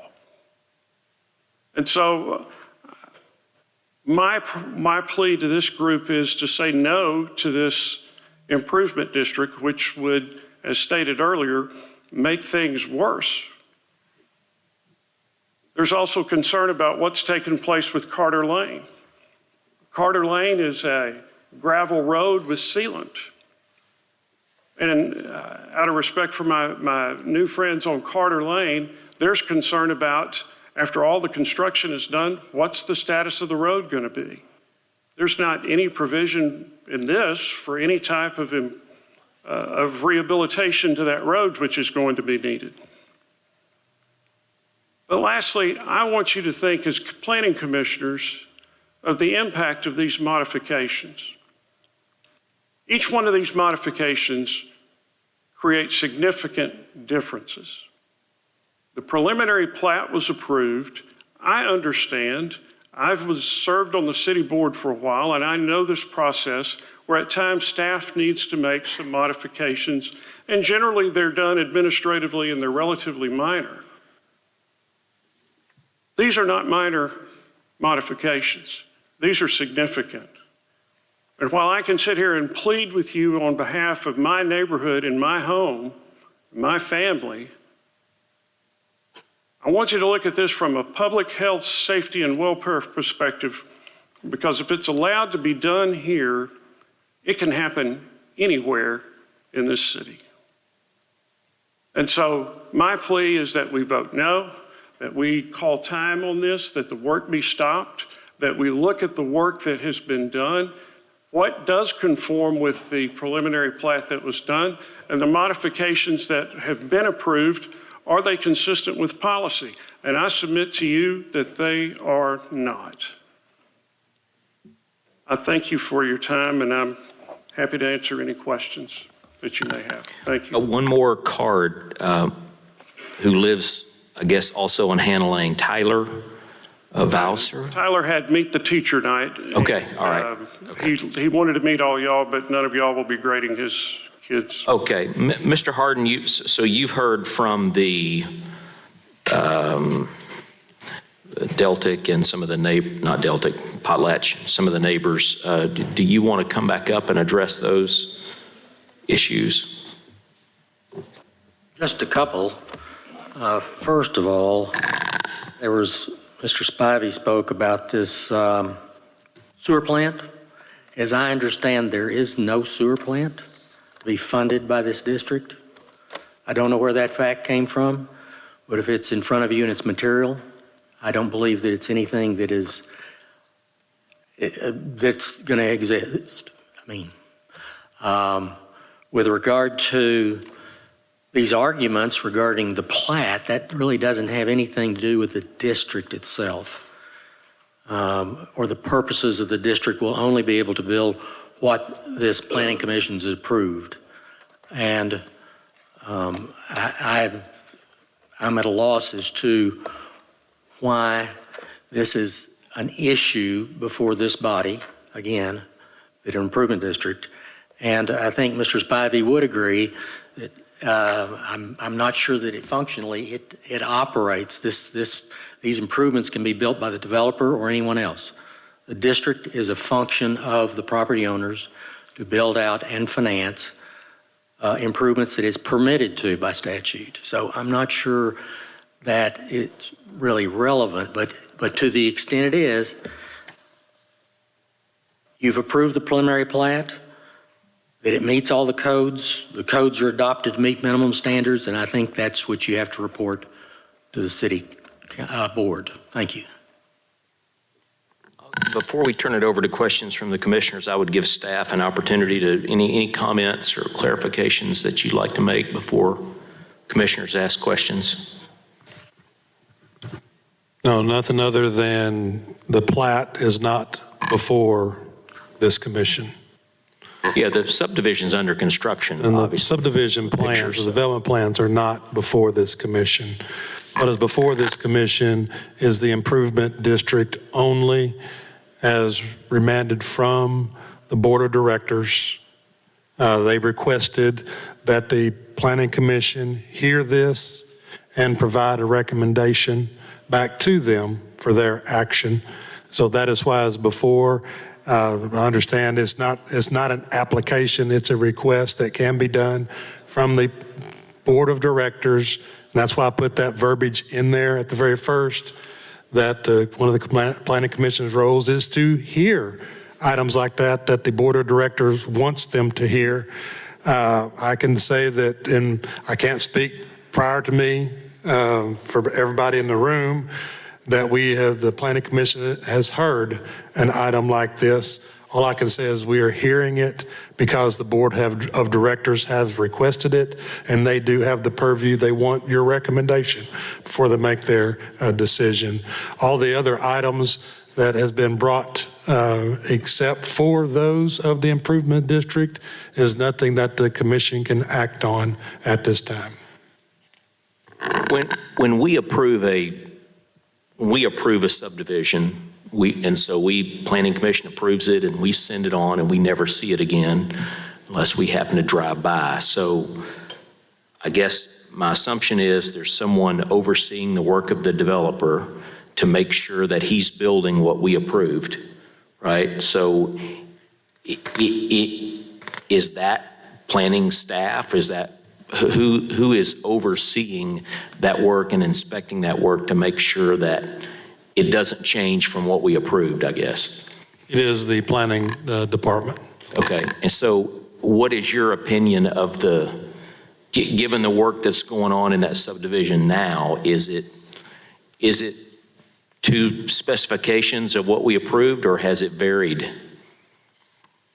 Every variance, or I wouldn't even call it variance, not a variance, the proposal that has been presented to us has met those requirements for review. In any construction of any subdivision, any development has changes from the preliminary plat all the way to final construction and acceptance. And so what we look for in any subdivision that would come back before the commission is, did the intent change? Did they have 17 lots or 20 lots, and then all of a sudden they're coming back with 30? That needs to come back before the planning commission. But in the design process, which happens after plat approval, they may have to enlarge a drainage facility, move a pipe due to topography and other nature, and lots may get reduced from 20 lots to 19 lots or 20 to 17 lots. That reduction of lot does not come back. If they are looking to change locations of roadways from accessing on one road to accessing another entirely different road, then that would come back. None of that has happened with this development. Therefore, like I said, I'm talking to you now on it, but it is nothing to be considered at this moment for your vote. It is an ongoing construction project that is not relevant for what the board is going to vote on tonight. They are only voting on the improvement district, which is a funding mechanism for the construction of this. Thank you very much, staff. I was about to answer that question. You answered my question. I think a former board member, the gentleman back there in the back, was concerned about the floodplains. But I think you answered my question for this voting for tonight. So, Point of clarification. So, and I don't know if this is Director Collins or to Mr. Overton, all we're voting on is whether or not we would recommend this be designated an improvement district, not any of the other issues that have been brought up. And that is just us recommending to the board whether they should fund this, is that particular vehicle. Am I understanding that correctly? Jamie, I wasn't at the board of directors meeting, and I haven't looked at at any of the video. Were you there? I was there, and I can make some clarifications for that. In the staff write-up, it says they're to look at the public safety, health, and welfare regarding this improvement district. Well, that was verbiage that was in there on for what the board requested or mandate back. A question was raised, where did we get the 3 items that we talked about, what the board needs to look at? That was a clarification submitted by the city attorney's office to our office, because that is what the commission needs to vote to recommend for. Also, there was verbiage, I believe that was just to clarify for everybody in the room regarding the sewer treatment facility. That come from the write-up at the board. I mean, that was the ordinance at the board.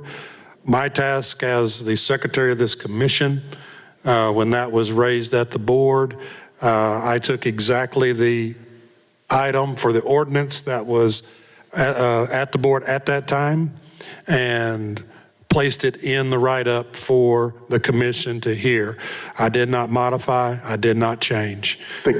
Thank you. So you will be looking at the public safety, health, and welfare criteria that Secretary Collins just laid out. So we're looking at if this improvement district has any, sorry, I can't talk, public health or safety concerns. That's the question. That's correct. It is. Can you repeat what you just said? I'm sorry. It is the 3 items. Does it harmonize with any city community facilities? Does it have an adverse impact, i.e. diminish vehicular traffic? And does it have an adverse impact, i.e. diminish pedestrian traffic? Those are the 3 items that you'll consider in your recommendation to the board of directors. So flooding is not part of that? Because we've got an engineer from the neighbors who are saying that the calculations, the water flow calculations are inadequate. That is part of the preliminary plat and part of the development plans that is not before this commission tonight. Could I say something, Mr. Chairman? Sure. I'm losing my voice and I haven't said a thing. I'm BJ Wyrick and I serve on the Little Rock City Board. You've seen me here a number of times. I'm the liaison between the board and you.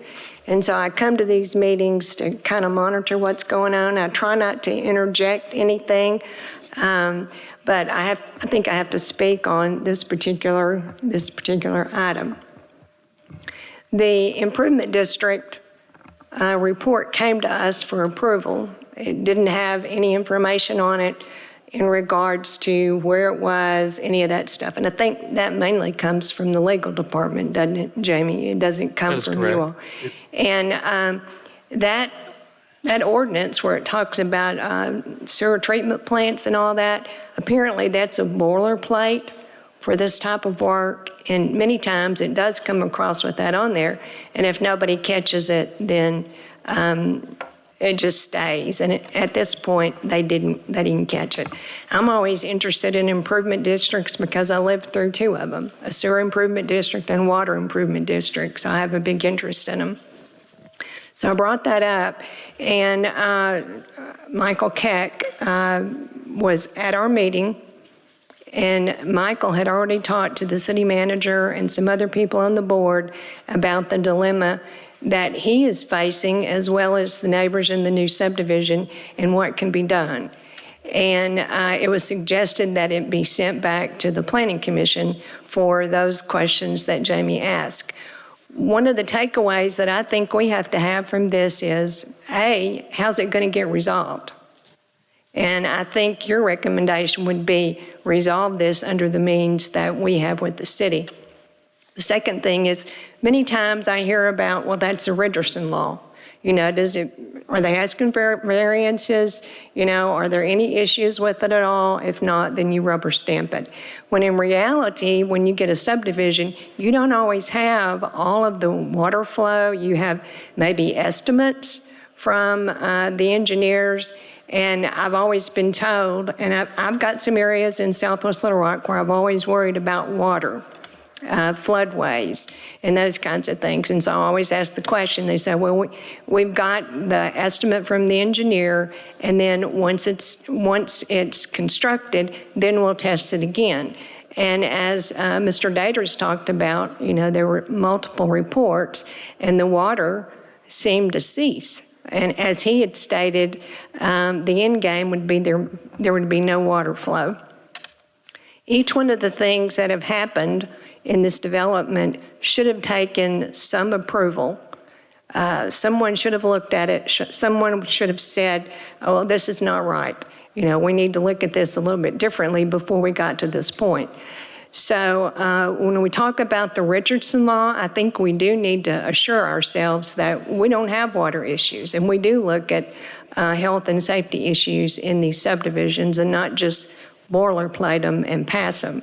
The other thing is, I think the direction from this body would be to fix the problems, find out where we went wrong on this, find out what other additional information that you would need as you're reviewing subdivision plats, and then make that kind of recommendation. And the fact that it does need to be resolved, the issue needs to be resolved. Somebody needs to go out there and do the water test, whatever, the hydraulic test, in order to determine exactly where we are. I don't know that the items that were changed came to the city. I think that's something that we need to review. Who approved them? Why did we approve them? You know, how do we make that better? Because we don't need a number of areas like this with Michael Keck and all his neighbors having to live through this. Your home is the largest investment that you probably make in your entire life, and you need to feel safe. You need not to have to worry about the water, those kinds of things. So I hope that's helpful in the recommendations that you might make to the city board, and I do apologize for butting into your meeting. Thank you.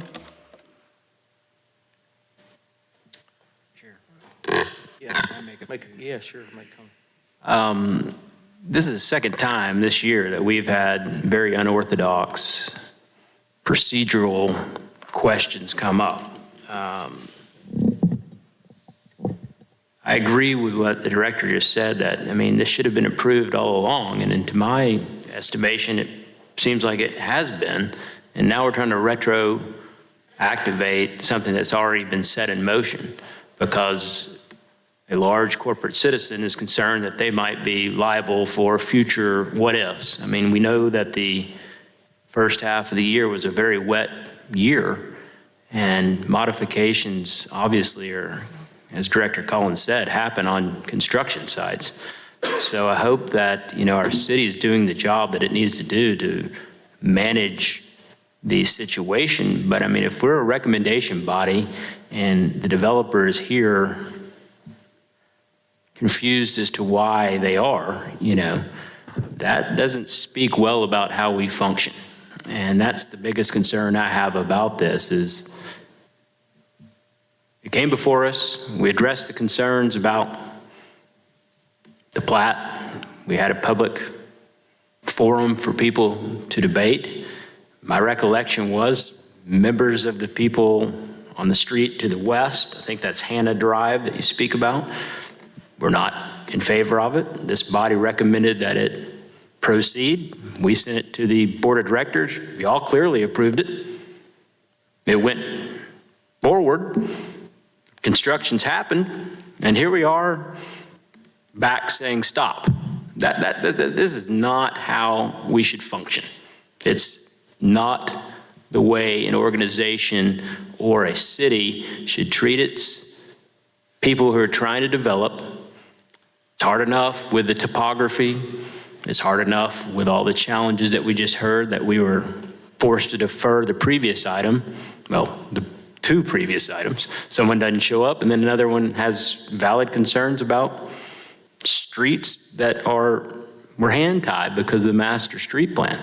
So I'm sorry we're here. I'm sorry for the second time that this body has been put in a position to, I guess, recommend or sort out something that I figure we already had sorted out.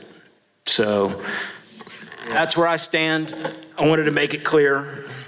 Appreciate those comments. I guess the question I have is the approval part on the front end, when we get a proposal in and a preliminary plat, and we just have a nice, pretty drawing on paper with some drainage numbers on it, and does it make sense for the city? Does it meet our ordinances? Do we want to grant any exceptions? The easy part is sort of this first step, right? And then the difficult part begins of actually making it happen. What the things that are on paper, the engineering drawings that have been done and approved, somebody's got to make sure that all of those things happen.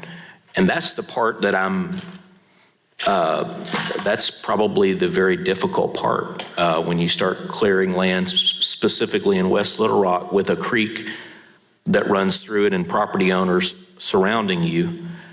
That's the part that probably isn't the Planning Commission's business, but the city's got to make sure what we approve is built to the specifications that we approved. And if it's not, there's got to be some place for recourse, and maybe that place is in the court. Maybe it's not in the Planning Commission. Maybe it's you hire a lawyer and go sue the developer. I don't know. But I realize we're here to talk about the improvement district, but honestly, we've got an engineer for one side that represents property on both sides, both the north and the south of this development, and we don't have an engineer from the developer themselves, so it makes it very difficult to. May I address? Well, 1 second. My concern is, we're voting on the improvement district, we will supply funding to continue this project, correct? The continuance of this project construction does not depend on whether the improvement district is approved or denied at the board. It is a funding source. So your recommendation tonight, your vote tonight, does not stop what they are necessarily doing out there. Stop work orders and constructions are issued based upon adopted codes that has already went through Planning Commission and the board decades ago in setting what minimum standards are.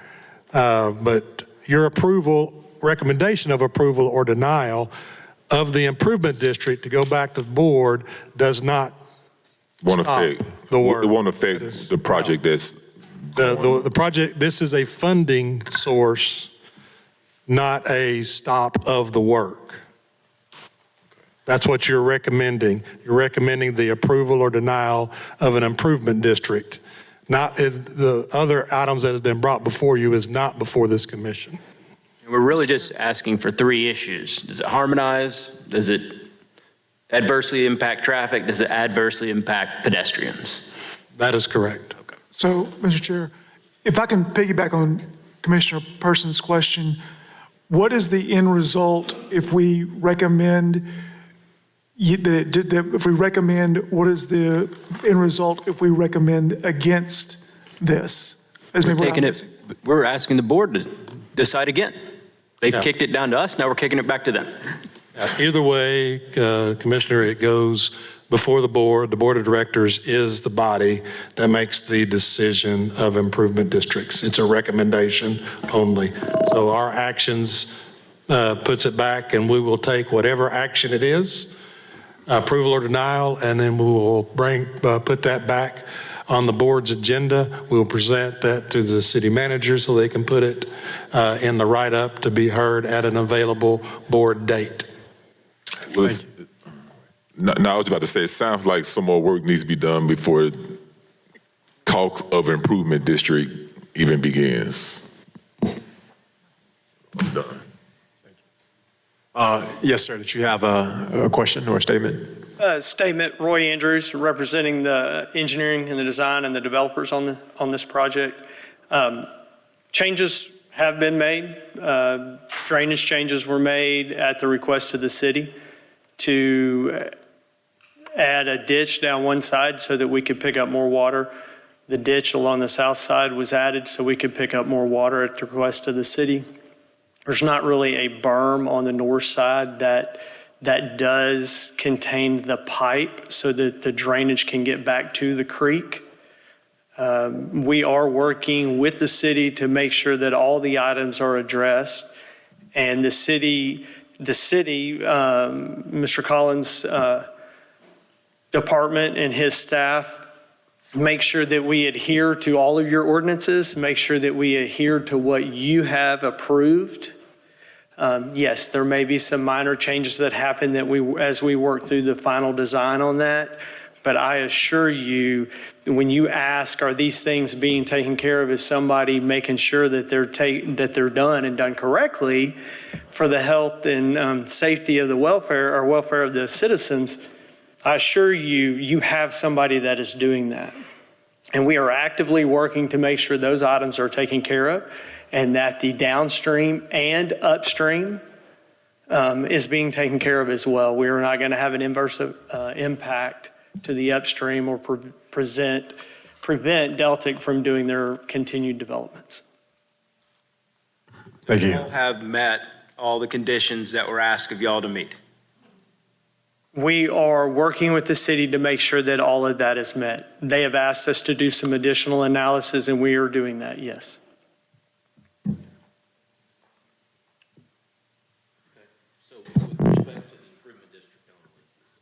Okay, yes. With respect to the improvement district only, Mr. Chair, if I may, I would like to make a motion to approve item F, Hillcrest Design Overlay District. Excuse me. I'll take that back. Let me retract myself. It's been a long night. It's been a long night. Oh, wow. Yeah, I like the motion to approve the item 10, actually, the Carter Lane Improvement District. Second. Okay, we have a motion and a second. Any discussion? Roll call vote. Vickers, Yes. Brown, Yes. Haynes, Yes. Latour, No. McDonald. No.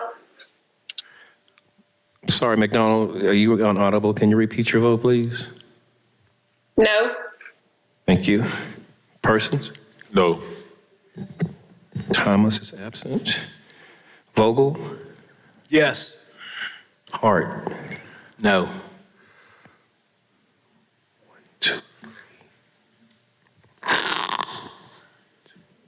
It's 4 and 4. Motion fails. It's just recommendations, so. Okay. Thank you. Okay, next item is item C, Lovelace Daycare. If we could have the staff write-up, please. Okay. Item C, file number Z9788. This is the Lovelace Daycare. This is the Lovelace Daycare conditional use permit located 8704 Oman Road. The applicant is requesting a conditional use permit to allow a daycare facility to be operated on the R2 zone property located at 8704 Oman Road. The proposed daycare will have a maximum of 60 to 67 children with 7 to 10 staff members at this location. The applicant proposes the hours of operation to be from 6:30 a.m. to 6:30 p.m., Monday through Friday. The site contains a 3,200 square foot existing one-story L-shaped building located, the property is located south of the intersection of Poppy Road and Oman Road. There are R2 zoning and uses in all directions from the property. The loading zone will be in front of the property adjacent to Oman Road. The proposal calls for new paving in this area, and a new proposed fence will be constructed between the parking area and the building. A playground area will be added to the property, which will be located behind the new fence, close to the building. There'll be another playground area proposed behind the building or in the rear, within the rear of the property. Signage will comply with all zoning requirements of Section 36553 of the code. This is office zoning signage. A new dumpster will be added at the northeast corner of the parking area. The application calls for 11 parking spaces within the front parking area. Staff believes the parking will be sufficient to serve the daycare use. Staff feels the proposed daycare use at this location will have no adverse impact on the general area. Staff recommends approval of the CUP, subject to compliance with the comments and conditions outlined in paragraph E and the staff analysis of the agenda staff report. Okay, is the applicant present? All right. Come up, state your name, and if you want to introduce your development, and then we just have one card who's in opposition to it. So if you want, you can defer your time and listen to that opposition and come back up and speak to that if you wish. Yeah, sure. My name is Marquise Lovelace. Good evening, and I will defer the time since you guys have already pretty much done what you need to let the opposition speak, and then I'll come behind him. If that's okay? That's perfect. Okay, we have one card. I've tripped a couple of times on this table skirt, so the cards have kind of been, but I only am showing one card in opposition, which is Troy Leahy. So Troy, I hope you have a good reason for taking this off consent and making these people sit here for 3 hours tonight and watch our 3.5, we're on 3.5 hours now, so. Mr. Chairman, it kind of reminds me of old times when we started a lot earlier than it is today and went a whole lot later, but that's here.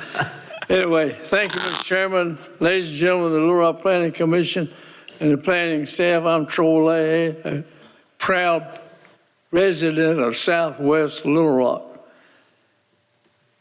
I have been to 2 meetings. Mr. Lovelace presented his plan for the Lovelace Daycare Conditional Use Permit.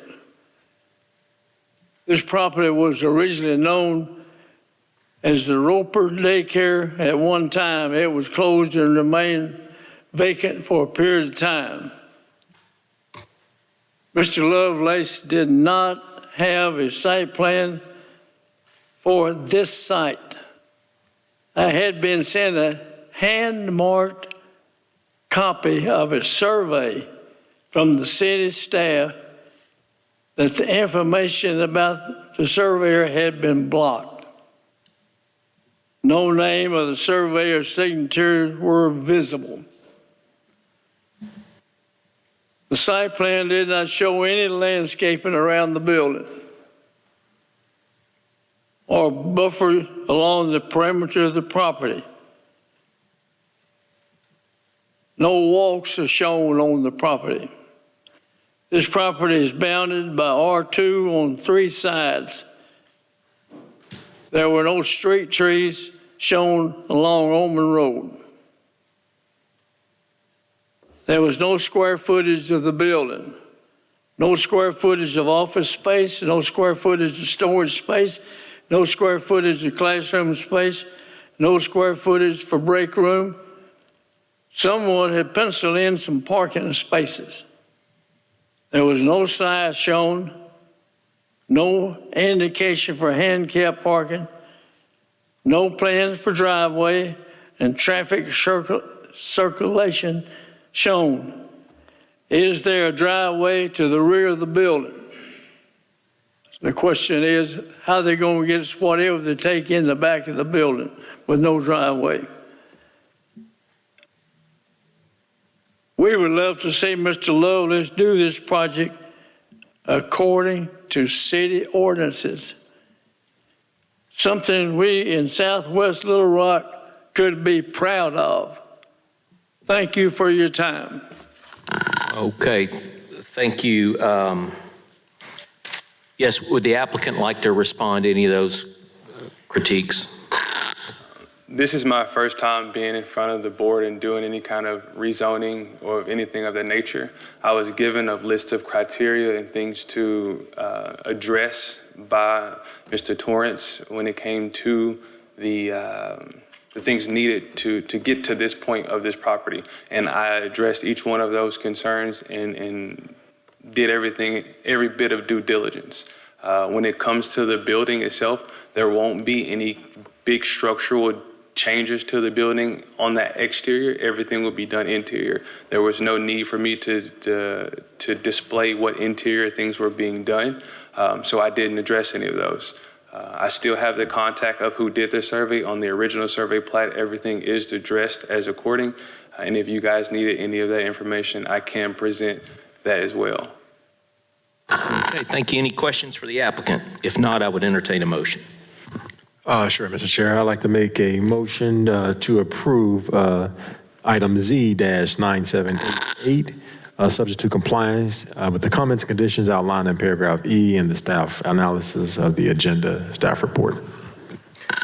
Second. We have a motion and a second. Can we get a roll call vote? Yes, sir.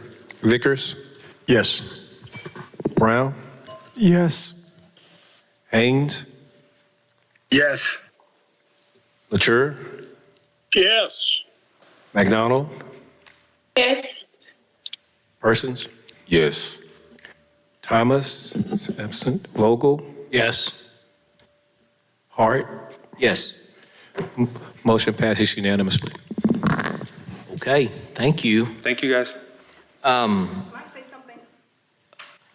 In public comment. I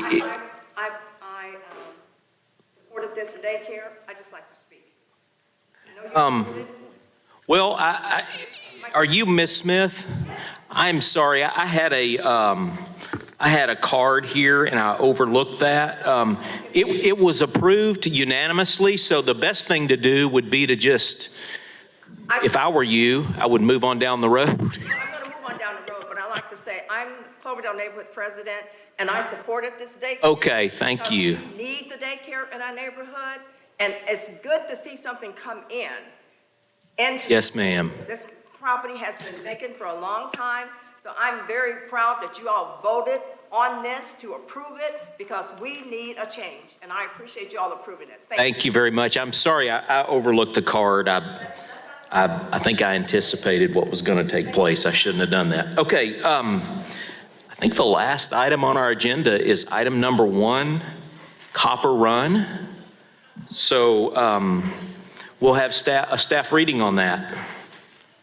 Item number 1, file number S 1844E, Copper Run, phases 6 through 8, preliminary plat. It's located at the south end of Copper Drive, south of Pride Valley Road. The applicant proposes to subdivide 44.15 acres of property into 128 lots for single-family residential development. The subdivision will include phases 6 through 8 of the Copper Run residential subdivision. Phase 6 will contain 43 lots, part of Tract O and Tract P. Phase 7 will contain 41 lots and part of Tract O. And Phase 8 will contain 44 lots and the remainder of Tract O. The proposed lots will range in size from 0.13 acre to 0.17 acre. There'll be 5,120 linear feet of new streets within the proposed development. A 90-foot wide right-of-way will be dedicated along the south property line of the overall property to accommodate a future east-west minor arterial roadway as shown on the city's master street plan. A 30-foot wide secondary access will extend from Ironwood Way between lots 134 and 135 to the future east-west minor arterial roadway. The applicant is requesting a variance to advance grade phases 7 and 8 with the grading of phase 6. The applicant notes that the advanced grading of phases 7 and 8 will reduce the amount of earthen material that will have to be hauled across city streets. Staff supports that request. Sections 36-254D 1 through 3 of the city's zoning ordinance requires minimum front building setbacks of 25 feet, minimum rear building setbacks of 25 feet, and minimum side setbacks of 8 feet or 10% of the lot width. The applicant is requesting a variance to allow 20-foot front and rear setbacks and 5-foot side setbacks for the lots that are wider than 50 feet. Staff is supportive of the requested variance as the proposed setbacks are the same as those within the existing Copper Run subdivision. Staff is supportive of the proposed preliminary plat and recommends approval, subject to compliance with the comments and conditions outlined in paragraphs D and E and the staff analysis of the agenda staff report. And we have one other late condition we want to add to that, and that is the condition that's subject to, and that this plat is approved subject to resolution of any claim for monetary compensation by the Suburban Sewer Improvement District, number 239, prior to the issuance of any certificate of occupancy by the city for phases 6 through 8. Okay, is the applicant present? All right, and first of all, let me apologize to applicants and opposition. I know we're going on 5 hours? 4 hours. We're going on 4 hours, but it's felt like it, hadn't it? Couldn't make it go any faster. Sorry about that. Okay, go ahead. Good evening, Chairman, Commissioners, and staff. We'll try making this quick. I'm Brian Dale from Joe White and Associates, representing the owners and developers for the preliminary plat that's in front of you tonight. As staff has stated, the original application was made to subdivide 44 acres into 128 single-family residential lots. We would like to amend our application. We would like to receive approval for phase 6 only tonight and defer phases 7 and 8 to work with the planning staff on a master street plan alignment. We would like to reserve the rest of our time to respond to any issues that staff, commissioners, or opposition may have. And Chairman Hart, when someone amends the application up on the podium, especially one this substantial, there are a few questions that I need to ask so that the record is clear. And you're doing this voluntarily? Correct. And the city has not put any kind of pressure on you to make this decision? They have not. Thank you. Before you step away, how many lots are in phase 6? 43. 43 lots. So we're talking about phase 6, 43 lots tonight. Yes, okay. sir. All right. I do have a number of cards here in opposition, so I'll just call those in the order that I have them. The first one is Jonathan Brown.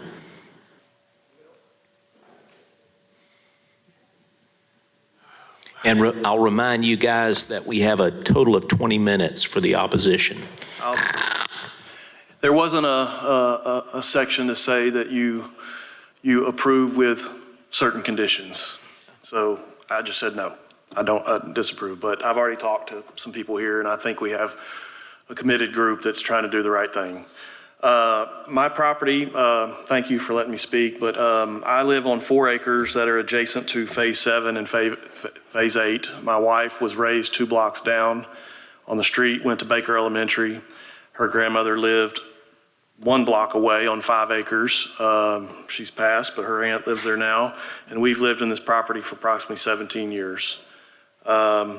We purchased it because it was, a slice of country living in the city per se, even though it's all county. I won't get into all my concerns about when it first got created. I'll admit, I'll be just selfishly, we liked the peace and serenity of our living and arrangement, and it doesn't feel good to have houses all around you, but they've done a decent job.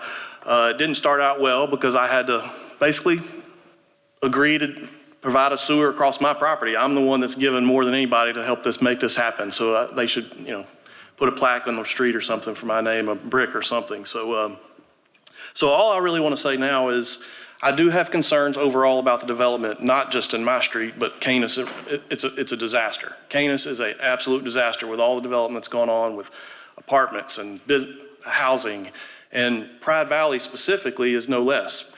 Right down from Baker Elementary, it's an old county road. It's not designed for 300, 400 houses, and if there's 2 cars per house, you're adding another 300 cars. I don't let my kids, I have 4 kids, I don't let them ride their bikes or walk up to Pride Valley any longer. It's just too dangerous. There's hills, it's hard to see when you come up and down. It's dangerous. Some people still walk it, and I don't know why they do it, but there's people come over that hill and they could easily be run over. It's really dangerous. And so I really wish that, and by the way, I've heard this has been amazing. I don't know why anybody would want to do this ever. This is my first ever time being here. It's because of the pay. That's why. Yeah, you must get paid a lot. Joke. And I did hear a lot about a master plan, which I never even knew existed until Mr. Hurley shared it with me a little bit when this process started 5 years ago. And I'll admit, it would be nice if the city, I don't know who these people behind the curtain Oz are that make the master plan, but it sounds like you guys aren't allowed to touch it once it's made, because it sounds like, whoa, we can't go there. But I don't know who made everybody that made that way back when, such experts that it can never be adjusted. But it seems like there'd be a process. Other people, I understand that. I'm not gonna be long. So I have concerns about the traffic just because the roads are not developed. That's my one concern. I do have concerns. I know in the business I work at, when we build a property, several cities that we're in the state, they have very strict requirements about the lighting to give security. You need lighting for security, but it doesn't allow for pollution into the other properties. So the lights are somewhat pointed downwards. So that'd be nice if that was part of it. It might already be. I mean, they've been very reasonable when I've talked to them, so I'm sure that it wouldn't be a problem. And so really the only other thing I would say that about my concerns are, I think the rules are that they're supposed to stop work or start work at 7 a.m. and stop at 7 p.m. And I can assure you in the first phases, and I know there was a lot of rain and delays that caused problems, and I know they're trying to catch up, but I can assure you that that happened routinely before 7 a.m. and it routinely happened after 7 p.m. and on weekends. And so, I mean, the first 5 phases, it felt like it was in my backyard. Every time there's big equipment, my windows rattle. And so these are going to be much closer, and so that's my piece. But I will say, I will give credit. Mr. Hurley's here to represent them, and he's been a very reasonable person compared to a lot of developers I've dealt with in my past, and so I'm sure it'll get worked out. Thank you.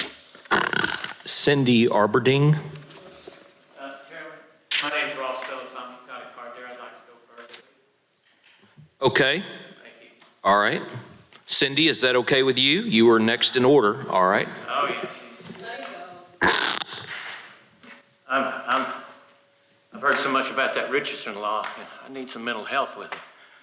But it's a night for would you repeat your name while you're at the mic? I'm Ross Phillips. I represent the POA of Spring Valley Manor. And our SID, the other two, we have 2 SID, Sewer Improvement District Commissioners here tonight. Our issue is, first of all, before I get into it, Monty, would you please read that amended thing about the certificate of occupancy that I didn't hear it all back there. Again? Yeah, the condition we added was subject to resolution of any claim for monetary compensation by Suburban Sewer Improvement District number 239 prior to the issuance of any certificate of occupancy by the city for phases 6 through 8. Okay, thank you. That's what we're here for. Basically, this applicant, when he started Copper Run, I'll be brief. In 2010, there was a sewer improvement district started out in that area because there was a lot of rapid growth coming, and there was Brody Creek, Woodlands Edge, some apartments that were going to be developed, and our neighborhood that needed sewer. And so a sewer improvement 239 was created, as well as Capitol Lakes Estates were involved with another sewer improvement district.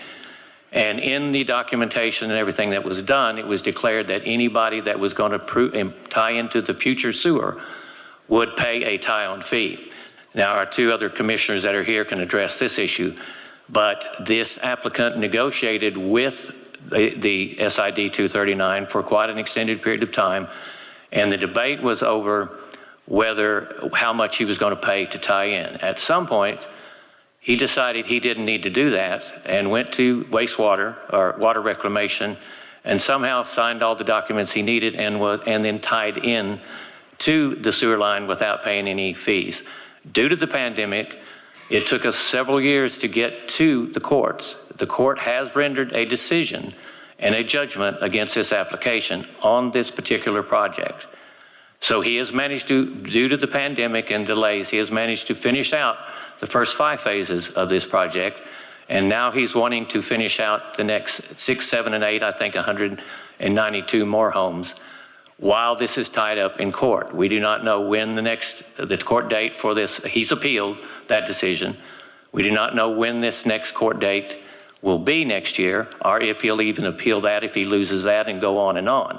So our request is that this thing be denied until some kind of legal decision is made, because now he can use the legal courts and the process to continue to go on and finish out 192 homes and tie this up for a long time. That's my concern at that point from our POA. If you have any other questions, the other two, our SID commissioners, are here, or if you have any questions for me. I have one point of clarification. Are you talking about the applicant who did this or someone else? No, I'm talking about the same applicant. The Copper Run is the same applicant that did this. This is an extension of he's done phases 1 through 5. Okay. Different entity. This entity has nothing to do with phases 1 through 5 or the lawsuit. But it connects to phases 1. It connects into phases 1 through 5. Ryan, we'll let you speak to that in just a minute. Okay. Thank you very much, sir. Thank you. Okay, Cindy, would you like to speak now? Please state your name at the podium, please, so we have it on record. You might want to pull that mic down. There you go. Can you hear me? Cindy Alberding, A-L-B-E-R-D-I-N-G. I'm used to spelling it, so I'll just do it early. We're really here. We don't care if they build more houses up there. That doesn't bother us. That's not why we're here. We don't care about drainage issues. We don't care about the streets. We don't care about any of the rest of all of that. But what we care about is these homes have no sewer. And so you're approving this to go forward with no sewer. Now, the reason I can say that is because this project ties into, from the plans, and you guys tell me if I misread. I see you, Scott Hurley. Tell me if I read it wrong. But this ties into some lines that they put in for 1 through 5. I think they put in 300 foot or something along that. That line is what hooked into 239's line without payment. So you've got to hook up into 239 that is not currently legal, and it's going to hook into a sewer upline from that, and that's where we ended up in court before. So I'm here from 239 to tell you this property has no sewer. The other thing that I would point out is that they were told by Water Reclamation that they had to make an independent determination of the existing status, amount of any fees that could be due to third parties. This is in the lawsuit judgment, page 3. And you have a copy of that. I think Kathy, done? Okay, you've got a copy of that so you can see what we're talking about and what the judge did with this. They knew we were there. And they knew how this worked. And they hooked up anyway. One person from their office had said that they thought because the city had the ownership of the lines, that they would not be responsible to us for anything, even though they had negotiated and talked with us for quite a while. They quit returning our phone calls. They didn't return our emails. They ghosted us all the way down the line. And now I will just say, here I am today. They're coming in for 6, 7, and 8. They have not contacted us. They have not tried to work anything out. And that judgment that you have in your hand from Judge Gray says that we have the right to have connection fees on the line. Thank you. Gordon Duckworth? No, Gordon? Katney Ann Watkins? You're good? Okay. All right. Would the applicant like to come back up and address some of those issues? And then I'm going to be asking staff if they have a opinion on this sewer line issue, or even if it's relevant at this point. We're approving a plat. Obviously, no homes will be built, will receive a building permit without necessary utilities, so that may not even be relevant for this issue before us tonight. But go ahead, Brian.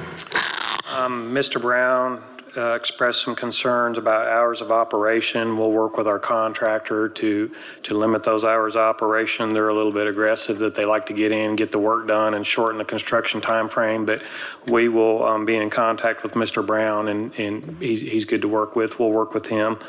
As for the lawsuit issue that's on Copper 1 through Copper 5, that is in legal hands. That's a different development entity. That's a different project. That project doesn't have anything to do with this. This is a different development group on a different piece of property. The attorneys, Tom Carpenter, has already worked with this developer's attorney. They have a resolution worked out with staff. That doesn't have any impact on this bearing. Again, we're asking to amend the application to phase 6 only, 43 lots. We will like to defer action on phases 7 through 8. Be glad to answer any questions you guys may have. Can you describe the entities a little bit better? Two separate entities? Are they just separate in name or EIN, or are they just totally different people? They're different people, they're different EINs, it's a different entity. Yeah, I got a quick question here. Yeah, Mr. questions Chairman. from commissioners. Go ahead, Mr. Vickers. We talked about, young lady talked about District 239 and talking about tying into the sewer. Can you attest to that or kind of give us an update on that? We did the work on Copper 1 through Copper 5. That project did tie on to District 239. That is what the lawsuit's over, that they've been in court and there was a judgment on. This project here, phase 6, will not tie on to District 239. It'll tie on to the sewer that's in phases 1 through 5. So there will be no direct connection to 239 with this project. Thank you. Yeah, Mr. I guess well, number one, I do want to hear also is Director Haynes said, I do want to understand if the sewer issue is even something we can consider. But if that is something we can consider, I guess I'm confused as to how, if this one's tied into the one in dispute, and how does it not tie into the one that's being, where the legal action is? I guess Sean needs do you to have any answer whether they comments can on even this? consider this. It's stumping us. Yeah, look, the commission has the handout, and I would refer you to the last page, and this is going to be an exhibit to this record so that if anyone needs a copy of the record, your decision will be based on part of what Tom says on the last page in paragraph 2. The city attorney wanted some sort of escrow agreement between the two parties in case in the future someone would tie in and that would cover it. But he also doesn't want to put this commission in the position of acting as a circuit judge like we talked earlier. So it's kind of a complex issue with no real clear-cut legal answer. It's made for law school. But Tom's words on this, and you should certainly consider them because he's the city attorney. So in that second paragraph there, right, is that what you're referring to? Absolutely. As I understand it, there's an agreed upon escrow, because I don't think some of our commissioners that are online will not have this handout, I assume. So can I read it for them? Please. I'm gonna read them. Yeah, so it says, this is from Tom Carpenter, and it was written to Jamie. It says, as I understand it, there's an agreed upon escrow amount that has been created for the current outstanding judgment being appealed. If the developer will also place in escrow an amount that will cover the future fees, if the appeal is unsuccessful, then I do not see how anyone is harmed if the Planning Commission grants its approval. That said, if such an agreement cannot be reached between the parties to the litigation, then I wonder how the city can approve a proposal when such a critical issue is up in the air, Tom. So, am I correct in thinking that if we address the plat tonight and approve this, this is a preliminary plat? If we approve it, there's connections to the sewer and building permits and all of those things. Those all have to be met, correct? I mean. That's correct. And that email did go out after the condition that Mr. Moore read. There was a letter that went out from the applicant's attorney regarding the conditions, and that is that condition. So, because in talking with what the amount of escrow that was put in, the litigation case, city attorney did not want, and the commission cannot act as a judge in this matter. We, the city, and the planning commission and the board is not the entity that even enforces or that collects the fees for the improvement district. Neither is Little Rock Water Reclamation Authority. Mm-hmm. And so what that condition that was placed there that we read in come from the city attorney's office, handed to me in the office and said, put that condition in, that would cover us at this time, and it can be heard at the planning commission. So that is why that condition was placed, and Mr. Moore read it. Because this is not the commission that would decide upon that fee that and whether the town is paid or not, or the legality of it. We are the commission that would decide on, is it available? And the answer is yes. Okay. Any questions from commissioners? I just have one question. I just would like to kind of understand the reasoning behind removing phase 7 and 8 from this approval. You could explain that. And just having phase 6. We have had some conversations with one of the adjacent neighbors. The master street plan calls for a minor arterial to run through their property and our property. And we are trying to coordinate with them and the city on the location of where that street could be. And it could move, it could affect this project, but we need more time to work with the city and the adjacent owner to nail down the location of that road. So in visiting with staff earlier today, it was a last minute decision. It was decided upon the best thing was to remove 7 and 8 from this application while we work through that. Any other questions from commissioners? If not, I would entertain a motion. Mr. Chairman, I would like to make a motion for item S, excuse me. One. Yeah, excuse me. It is item 1S-1844-E, the Copper Run Phase 6 only. I'd like to make a recommendation for approval, subject to the compliance with the comments and conditions outlined in the paragraphs D and E in the staff analysis. All right, we have a motion. Do we have a second? Second. Second, okay. All right. Any other discussion among planning commissioners? Okay, roll call vote, please. Vickers, Yes. Brown, Yes. Haynes, Yes. Latour, Yes. McDonald, Yes. Persons, Yes. Thomas, absent. Vogel, No. Hart, Yes. motion passes. Okay, the motion passes. All right. Any other business before the Planning Commission tonight, or do we have any public comment? It's late, but we'll still take public comment if you want to comment publicly.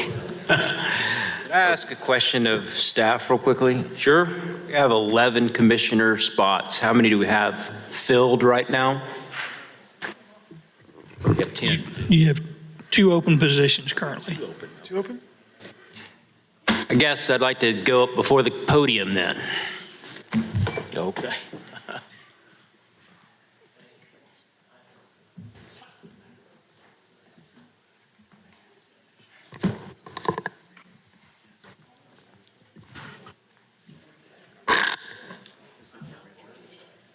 Robbie Vogel, obviously a planning commissioner. I would ask that it be put into record that our board of directors please fill the open positions for our board to operate properly. Thank you. Thank you very much. Any other public comment or statements? Well said, Mr. Vogel. Okay, hearing none, we are adjourned. Thank you for your patience. Thank you, staff, for all your hard work tonight. Commissioners.